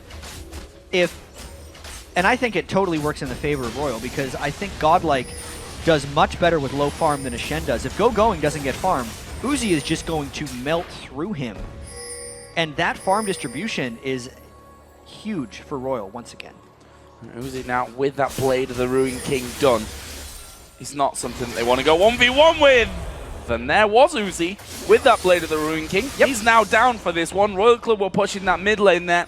Nice pick off from him with OMG. Yeah, that was him just getting hit by Cleanse. It was the map control that they had lost because the mid turret was down. You can check, he got hit by the charm. He had his Cleanse, but actually chose not to use it because he figured he was dead to rights in that situation. And now, OMG gets engaged. Oh, White's going straight in there, gets kicked off to the side, but cool, gonna go low from that one. Not quite got the damage to finish off, and OMG able to walk away, almost getting that pick that they just lost out on back for themselves. Yeah, WhiteZZ is actually sitting on 2,000 gold, but because UZI was down, they wanted to keep his presence on the map and push this middle lane. But it's tough to push against that cool wave core.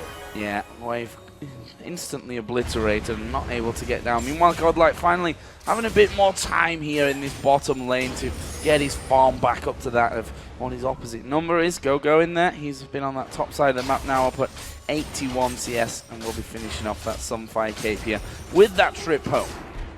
Yeah, I think that Sunfire Cape is rather huge for Gogoing. I don't know if it's enough yet to deal with UZI. GoDlike as well, farming away in this bottom lane, having to really just sacrifice so much and hold against 2 people almost the entire game so that the rest of RYL can go and make plays. I'm really expecting RYL to try and force some team fights soon, and I have to see whether their lack of crowd control prevents them from forcing the right team fights and how willing OMG is to commit to these dragon fights, because I feel like when you're running a team with low amounts of crowd control, you force fights by running at objectives and basically baiting the other team towards you. That's the only way you get your mitts on. So Red Buff heading over here to San. Cool, clearing out that mid wave. He's now got that needlessly large rod in there. We can see that San almost got that Trinity Force finish, so he's not quite on the same path as what Genji is. White's going very low from this one. There is Stan United actually coming down, and that's an easy kill and another pick from OMG. Cool is really making that Ari work. As long as he can land charms while RYL is trying to split push a little bit and get UZI going, it's going to create power plays for OMG. RYL was completely on the other lanes right there, and it's making it difficult for them to collapse in for this one. There's the equalizer, though, trying to desperately save that turret. The fight turns. Yeah, they need to be careful from this one there.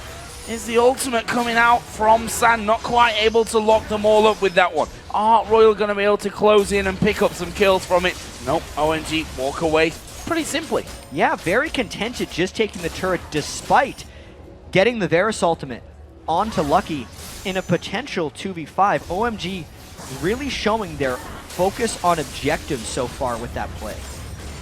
So can they take the turret here? See, RYL wants to get a fight here. They recognize the cool Zarya ultimate is going to be up again soon, and this is finally RYL being grouped up. If they could get OMG to engage on them somehow, they could then use their double blade of the Ruin Kings and actually go for a big team fight. But you can see OMG is just not having it. Not having any of that one. The cleanse is available for Uzi as well. Didn't use it in that last fight, and that could be crucial when the taunts and the charms start coming their way.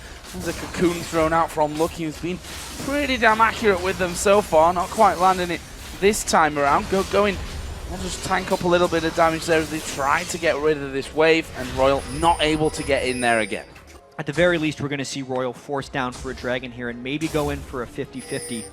Lucky loves going for those 50-50s as far as Dragon is concerned. And once again, OMG might be trying to do a split push, and since RYL has already lost 2 inner turrets, they almost can't commit for that. Uzi pops his ult to chase, and I don't know if they can get anything. Yeah, going after Cool there, who used the ultimate of his own. That Dragon is available now, but neither team really choosing to go down there. RYL finally with the ulti away from Cool, know that they could maybe head off for this one. Lovelin actually coming over the wall there. That's a very dangerous move from him.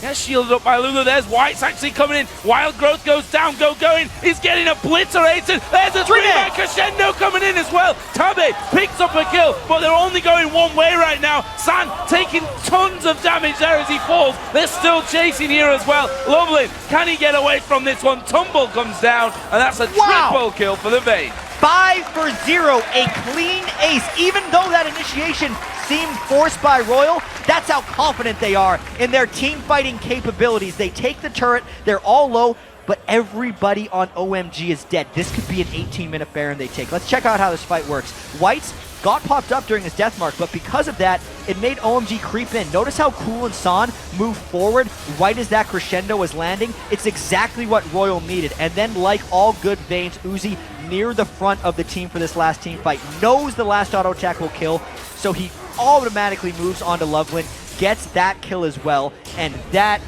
is the monster swing in this game.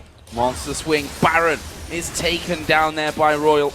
And we wondered, is the Sona Crescendo going to be enough crowd control? And Jack, if you hit 3 people with it, it's enough.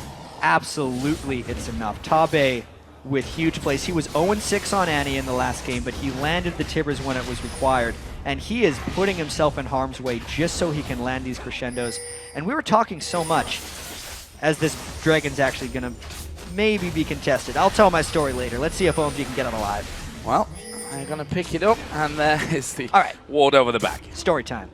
Because we were wondering how RYL got this #1 seed, in a sense, because OMG was so dominant during the regular season. They won the winner bracket final in the Chinese regionals, and then they got 3-0'd by RYL in that finals match. And we were wondering, does it really mean anything? Maybe OMG was off their game that day. Maybe RYL is just that good. And now RYL, 1 game away from making it in. Yeah, Cool's dead. He's not getting away from that one. Deathmark coming down to finish him off from White's, and this is an inner turret. Baron is on. They're regenerating every last bit of damage that's coming in from that last one. They could crowbar their way through for the inhib. As soon as they got Baron in the last match, they went to end the game, and they are just powerfully pushing down this middle inhibitor. They have to wait for the next creep wave, but OMG is really scared right now. Yeah, in our prep, watching a lot of these games between these two teams, we tried to find the real differences between them, and one of them was that OMG, after picking up objectives, did generally better pushing out the wins and maps. But RYL Club, if they were feeling they had any problems with that, they don't see them in this game. In that first game, they finished it off. In this one, they're looking for the damage as well as they go in towards Lovelin. There's a Wild Growth put down very early. RYL Club gonna start to just back away from it. They took the inhib on that push. They got what they came for. They're now up 3 turrets and 5,000 gold, but they got what they came for. They want more. Hiding behind OMG, going for them. Oh, Tabe actually getting charmed in there. Is the cocoon on towards Lovelin. Oh, managing to get away somehow. Gogoing is gonna TP off to him as well with that San United. Meanwhile, Lucky diving into the back there to try and lock out Bigpomelo. And another crazy encounter with no kills. Well, here's the trick. If the crescendo doesn't land and OMG stays out of range of it, OMG can just disengage like that. They have the Shen kick that can go away. They have the kite from Varus' spells, and they have Lulu's kiting ability as well. The whole reason that OMG ate that ace in the mid lane was because they half committed to Royal's engagement initially, and then Royal was then able to chase them down. So it's still actually fairly difficult to Royal to control their engagements, but with this lead, they can brute force things down. Oh, see them pushing in now towards this inner turret. In the top lane, still very, very cautious about where they put this pressure and how much they actually put down. Lovelin losing a lot of health there. And I think one thing that we also can't really forget is the crescendo, just the threat of it actually. When it's not being used and it's off cooldown, they know that it's available. OMG have to be even more cautious then than a little bit later on when it's already down. And games like this are actually very hingent on flash crescendos as well, but it's still on cooldown for Tabe. And I'm actually a little surprised at Royal's caution here. They typically have one more wave of minions to come through for this. I wonder if they're going to try to flank around the side or brute force down on this last minion wave that they have with the Baron buff still being on them. OMG is holding this very dangerous turret right here. Royal's last chance. Okay, hold on a little bit longer to that turret. The minion wave in mid, as you rightly pointed out, is starting to push through. They're gonna have to deal with that here. And we can already see that Cool has left the rest of his team, and he's going to be going back for that one.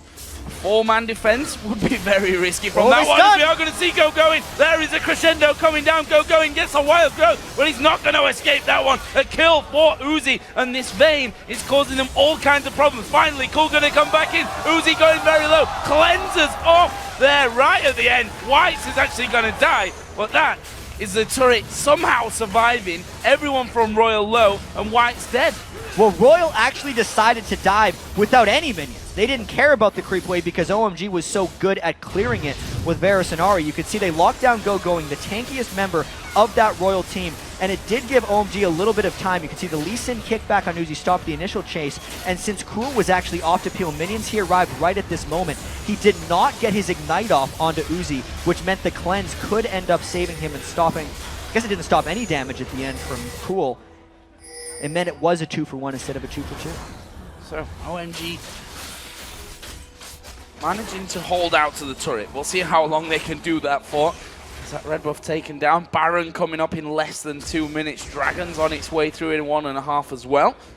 So that means we're probably in for some more action. So let's have a quick look down some of those items coming out here right now.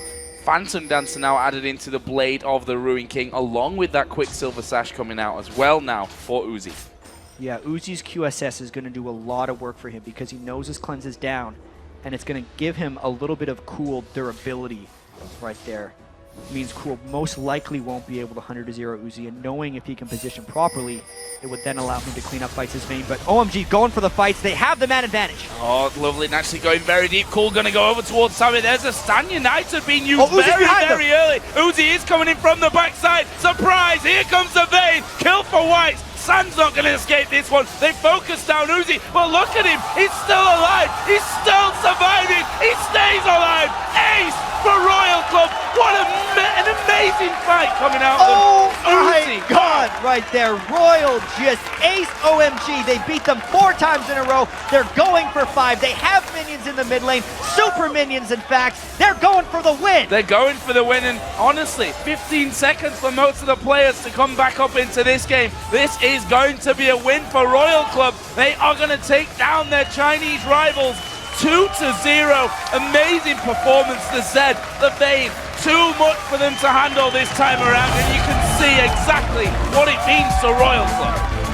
So much emotion for them coming in. They had to watch OMG go 7-1 in the group stage, and then they had to draw them to play in the quarterfinals. They are longtime rivals from the Chinese LPL. They beat them 3 times in a row to gain that #1 seed, and then with that bye into the quarterfinals, they beat them twice more in a row to move on. Well deserved by Royal. And we talked about the whole strategy there. You saw Uzi, that pink keyboard, honestly a big key to his victory here. And the fact is, they had to protect him. Protect the puppy is what they needed to do, and that's exactly what they did. In fact, if we look at that last fight, he kind of protected himself. He was just on his own at the back, surprised them, and they were able to rip straight through. Amazing performance by Royal Club, and I guess that really does silence the naysayers who said that OMG should be #1 seed coming out of China because Royal Club have just beaten them twice in a row very convincingly. 25 minutes in this last game. You can hear the ovation from the crowd there. And you're absolutely right. Uzi, he's crazy too because he was going into 4 or 5 people. Yes, they were low, but he calculates exactly what he can do. This is a scary Royal team now because they fight more frequently than anyone else. I cannot wait to see their matchup against Fnatic now because that is 2 very distinct play styles going against each other. That's going to be absolutely amazing, isn't it? I mean, OMG were the team, I think, to beat from both groups, actually. I mean, seemed like it. They seemed to be the team. I think a lot of people favored them maybe for this whole tournament after seeing what they did in the groups. There is Uzi on your screen, certainly enjoying a moment that he definitely should enjoy because what a victory. OMG, as we said, 7-1 in the group stage, despite that horrible loss to SKTT, won in their final group stage game. It didn't look like the same team that we'd seen for the other ones, and they've just been absolutely dominated by Royal Club. Yeah, wow is really the last thing I can say to sum this one up because we know how strong OMG was. We know the rivalry between these 2 teams. And now Royal's story just becomes so amazing because they stormed through the end of their regionals to get the #1 seed. And they felt, and Tabe said he felt so bad and upset about drawing the other team because he was expecting that to be, you know, their main challenge coming in. They took care of that pretty easily. Their weaknesses as well, coming in saying that Royal wasn't able to capitalize on their advantages very quickly. They would kind of meander around in the mid game after forcing so many team fights.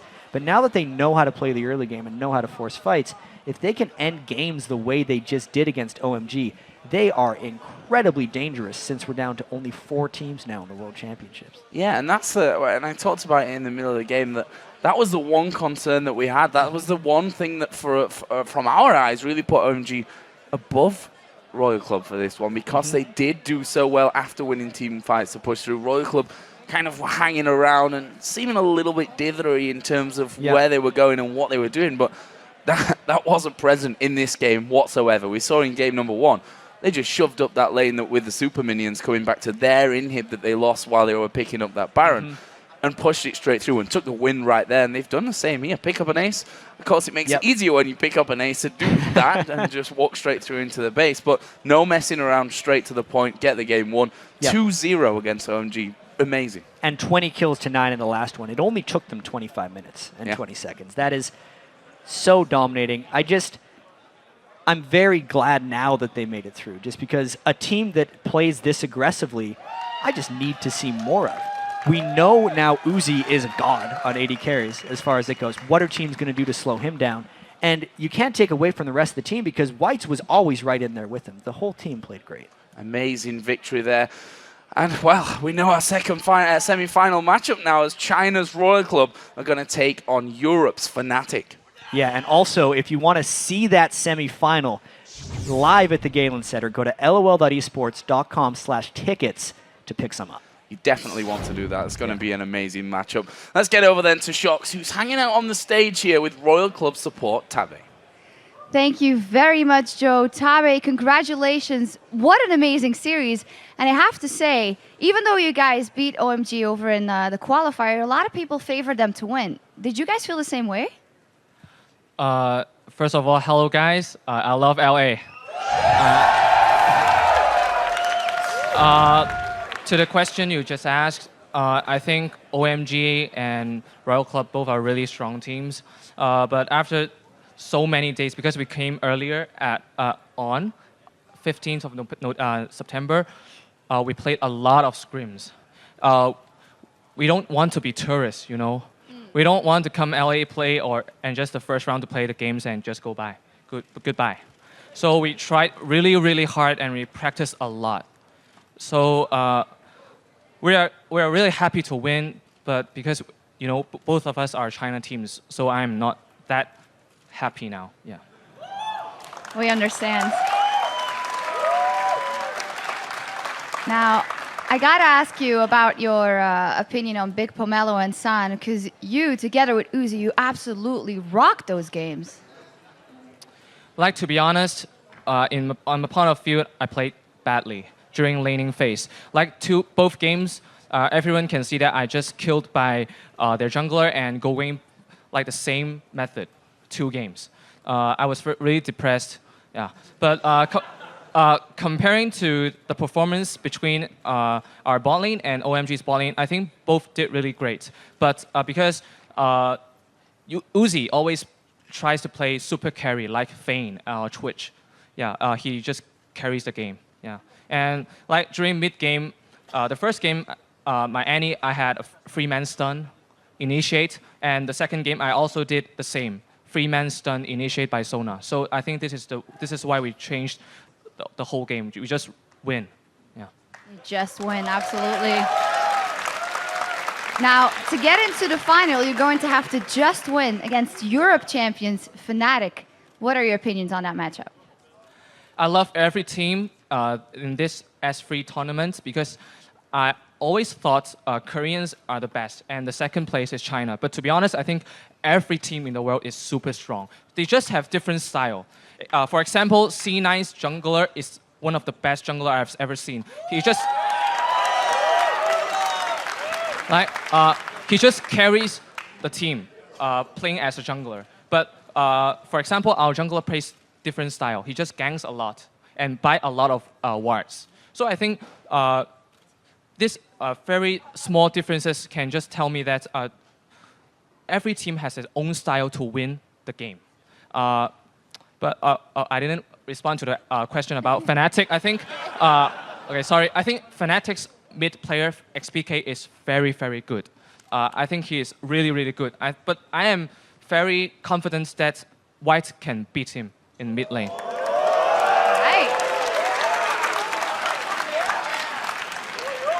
But something funny I want to say is Fnatic scrims a lot with us too, but they never try hard. I don't know why.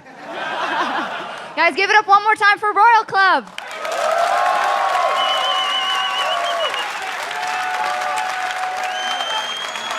Thank you very much. Congratulations once again. All right, now let's send it over to Riv and the guys at the desk for their thoughts on Royal Club's impressive sweep of OMG.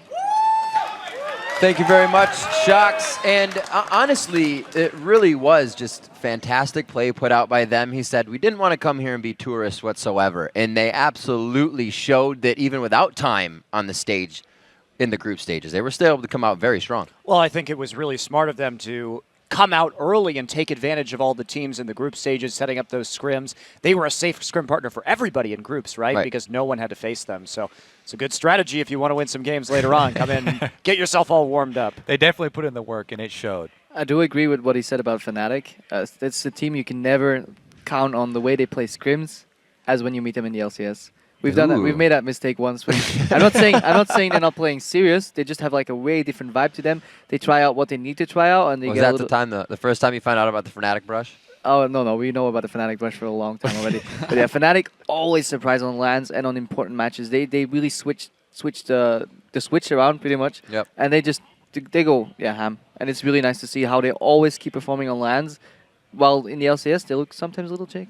And let's get right into the picks and bans on this one, because I almost feel like, and obviously this wasn't between the two teams, but they said to each other, let's go ahead, give you your comfort picks, and we'll go at it. Just at each other's throats. Ari on one side, Zed on the other. Ari coming in as 9th pick on blue side, so that's their final. Something we haven't seen all tournament that Joe and Jat were talking about. Doublelift, start us off. What do you think about those picks and bans? I think both team comps were actually really smart. So you saw on one side they had Shen and Lulu to kind of counter Zed, and on the other team they had a very disruptive assassin comp with Zed, Vayne, Rumble, and that just allows Vayne. There's so many threats on the team. You can't just focus Vayne or else you're just going to die. Both team comps were really well thought out, and Royal executed better. On that point, I have to say the Lulu and Shen that they had to counter Zed in a crucial team fight in the mid, they actually used all of that crowd control with no damage coming out. Yeah. And so the execution, you're right, completely in Royal's favor there. Yeah, we'll look at that replay in a little bit. But before we start talking about that, I'd really like to talk about the first Dragon fight, which occurred after, or was it? It was the Dragon fight that occurred after Rumble got killed. Rumble got killed up in top lane. Right. Because this was a big change in OMG's style for me, because throughout this tournament, they've been in the driver's seat. They've been the aggressors, forcing their strategy on other people for the most part.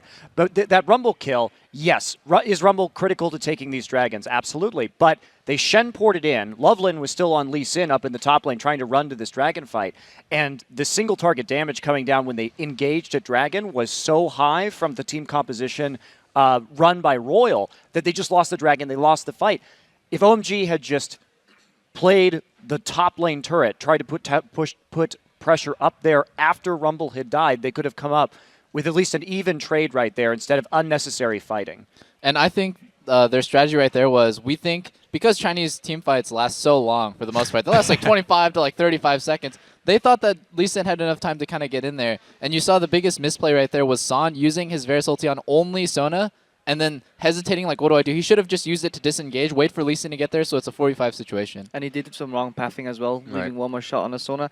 I just want to point out, like, how much confidence RYL is showing by running a team comp like this. This is basically a multiple threats. If you get behind at one point, you will never be able to kill people through Lee Sin, Shen, and all the shields, and so much damage coming out. And not to mention, Rumble built Leandry's first, so there's no tankiness There's here. no way back. There's no way back. Sword boots into Leandry's into another blasting one. Like, he was not thinking about his own safety. And let's look at that replay right now. We'll bring it up on your screen. How all of this came together, led up to this fight, and really the control that damaged the single target focus mounting you were talking about. Go ahead. Yeah, I mean, if you're going to disrupt this composition, you have to use your CC perfectly, like we were talking about. So let's go ahead and roll this right here. So Lovelin coming in, and GoDlike with the big Rumble ult. But right here, they use the taunt and the wild growth just on Whites. Doesn't even take him down. Look at the Rumble ult, too, splitting the team. And that allows Uzi to be protected from both of his flanks and then roll up the fight from the rear.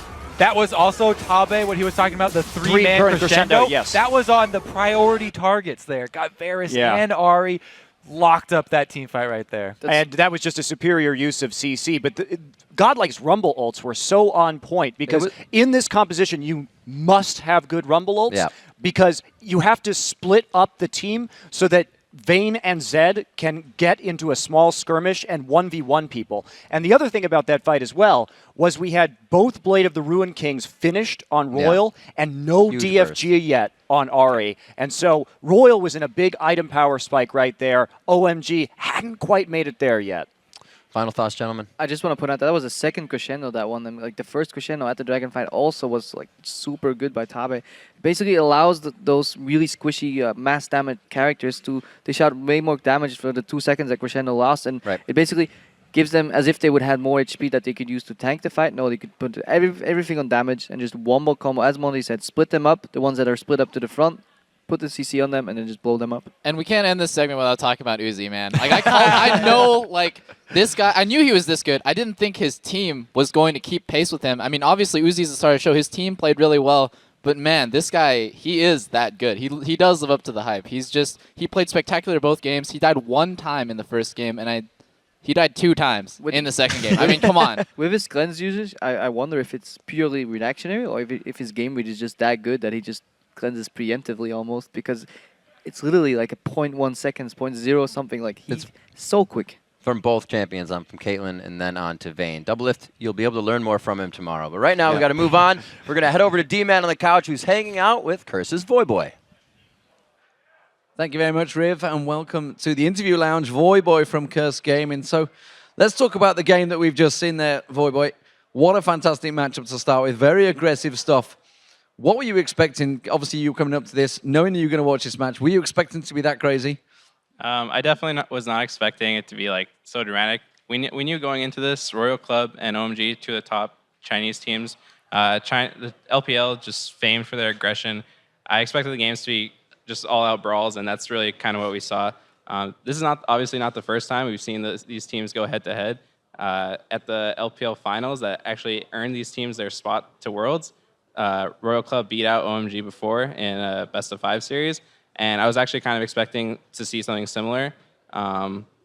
They actually just blew me away. UZI'S plays were phenomenal. I was really impressed. So obviously we see the Fnatic RYL going through to the semi-finals. SKT1 already there as well. What are you thinking from these guys? They're up against Najin Sword, of course, in the finals. Is there anything that surprised you coming out of the groups, coming out of the quarterfinals? Obviously, we now have seen every single team play. Is there any of these teams that have really surprised you coming into this tournament? I wouldn't say any like really big surprises. Obviously, everyone here is a top contender. Everyone was looking strong. I was actually pretty pleasantly surprised with Fnatic's success. I've always been a fan of their dynamic playstyle. Like you can never really count on what Fnatic's going to play like throughout the series over the course of their history. Like so as an XPK, they have such deep champion pools. They'll just whip out like anything. And here we see like double TP strats. They basically just play whatever they want, just try to build as much synergy as they can. And I think it's going to be really interesting to see like the contrast in playstyles between Royal Club's Chinese aggression and the Fnatic like double TP, go for the mid to late game. I think it's going to be really awesome to see. And obviously you play top lane yourself. Has there any been particularly in that top lane that's impressed you from any of these teams so far? Yeah, definitely. I mean, I think for the most part, Soaz has been really awesome to watch. He was instrumental in a lot of Fnatic's wins in the group stages, and they just came out strong with like some crazy Lissandra plays versus Cloud9. I would honestly say like, I think, yeah, that's probably it. And of course, you're playing for Curse Gaming. You've got a bit of a situation going on in Curse Gaming. What's happening exactly with Curse for Season 4? You guys obviously in the LCS. So yeah, I mean, obviously we didn't have the best season. We didn't make it here. We kind of disappointed our fans and ourselves, I guess, and we're now going to be fighting for relegation. But I think that it's definitely something that we all have our hearts and minds set on. Right now, we're sort of just evaluating our roster and maybe looking to make some changes going into the next season just to be as well prepared for relegation and the upcoming games as possible. So to be determined on that. So be determined. Well, keep your eyes peeled. Thank you very much, Boy. Now, of course, we're going to go back over to the guys and the analyst desk to look at the World Championship bracket.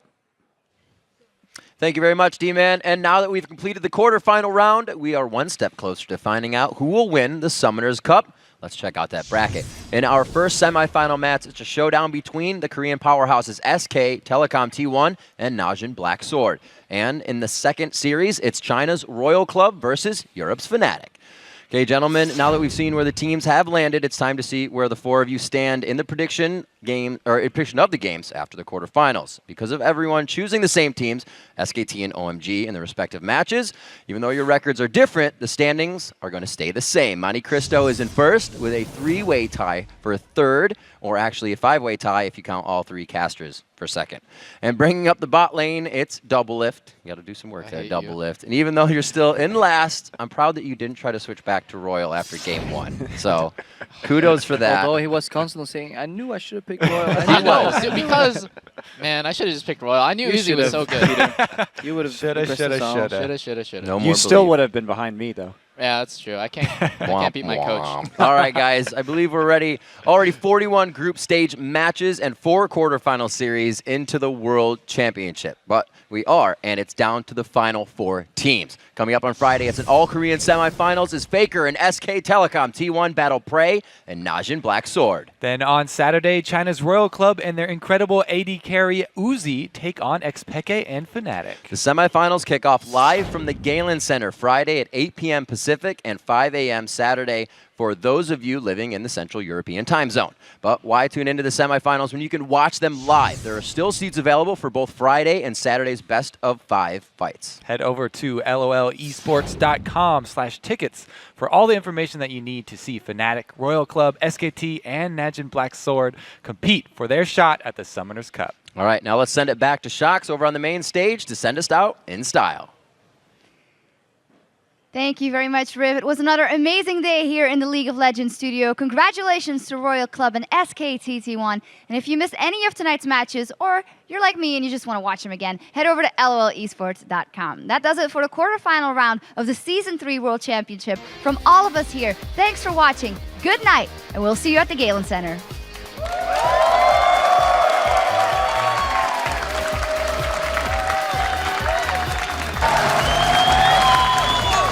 Telecom. Bengi's the first victim of the fight, but it's soon going to be much more of the Gamma Bears down. That's a double kill for Impact as he continues to chase down.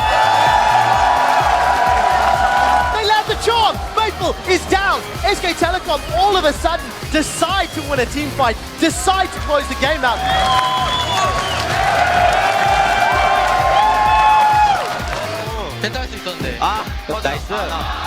There comes the Claw of Doom. They land a massive Glacial Doom, and that's just melted. Double kill for Faker. SK Telecom T1 will advance to face Najin Black Sword in the semi-final. Here comes Gogoing. another kill. The double coming down for Cool. 杀他，算了，走。Nice!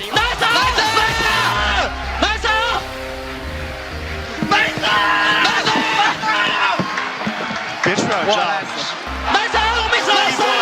别推耳机，别放弃，别前的。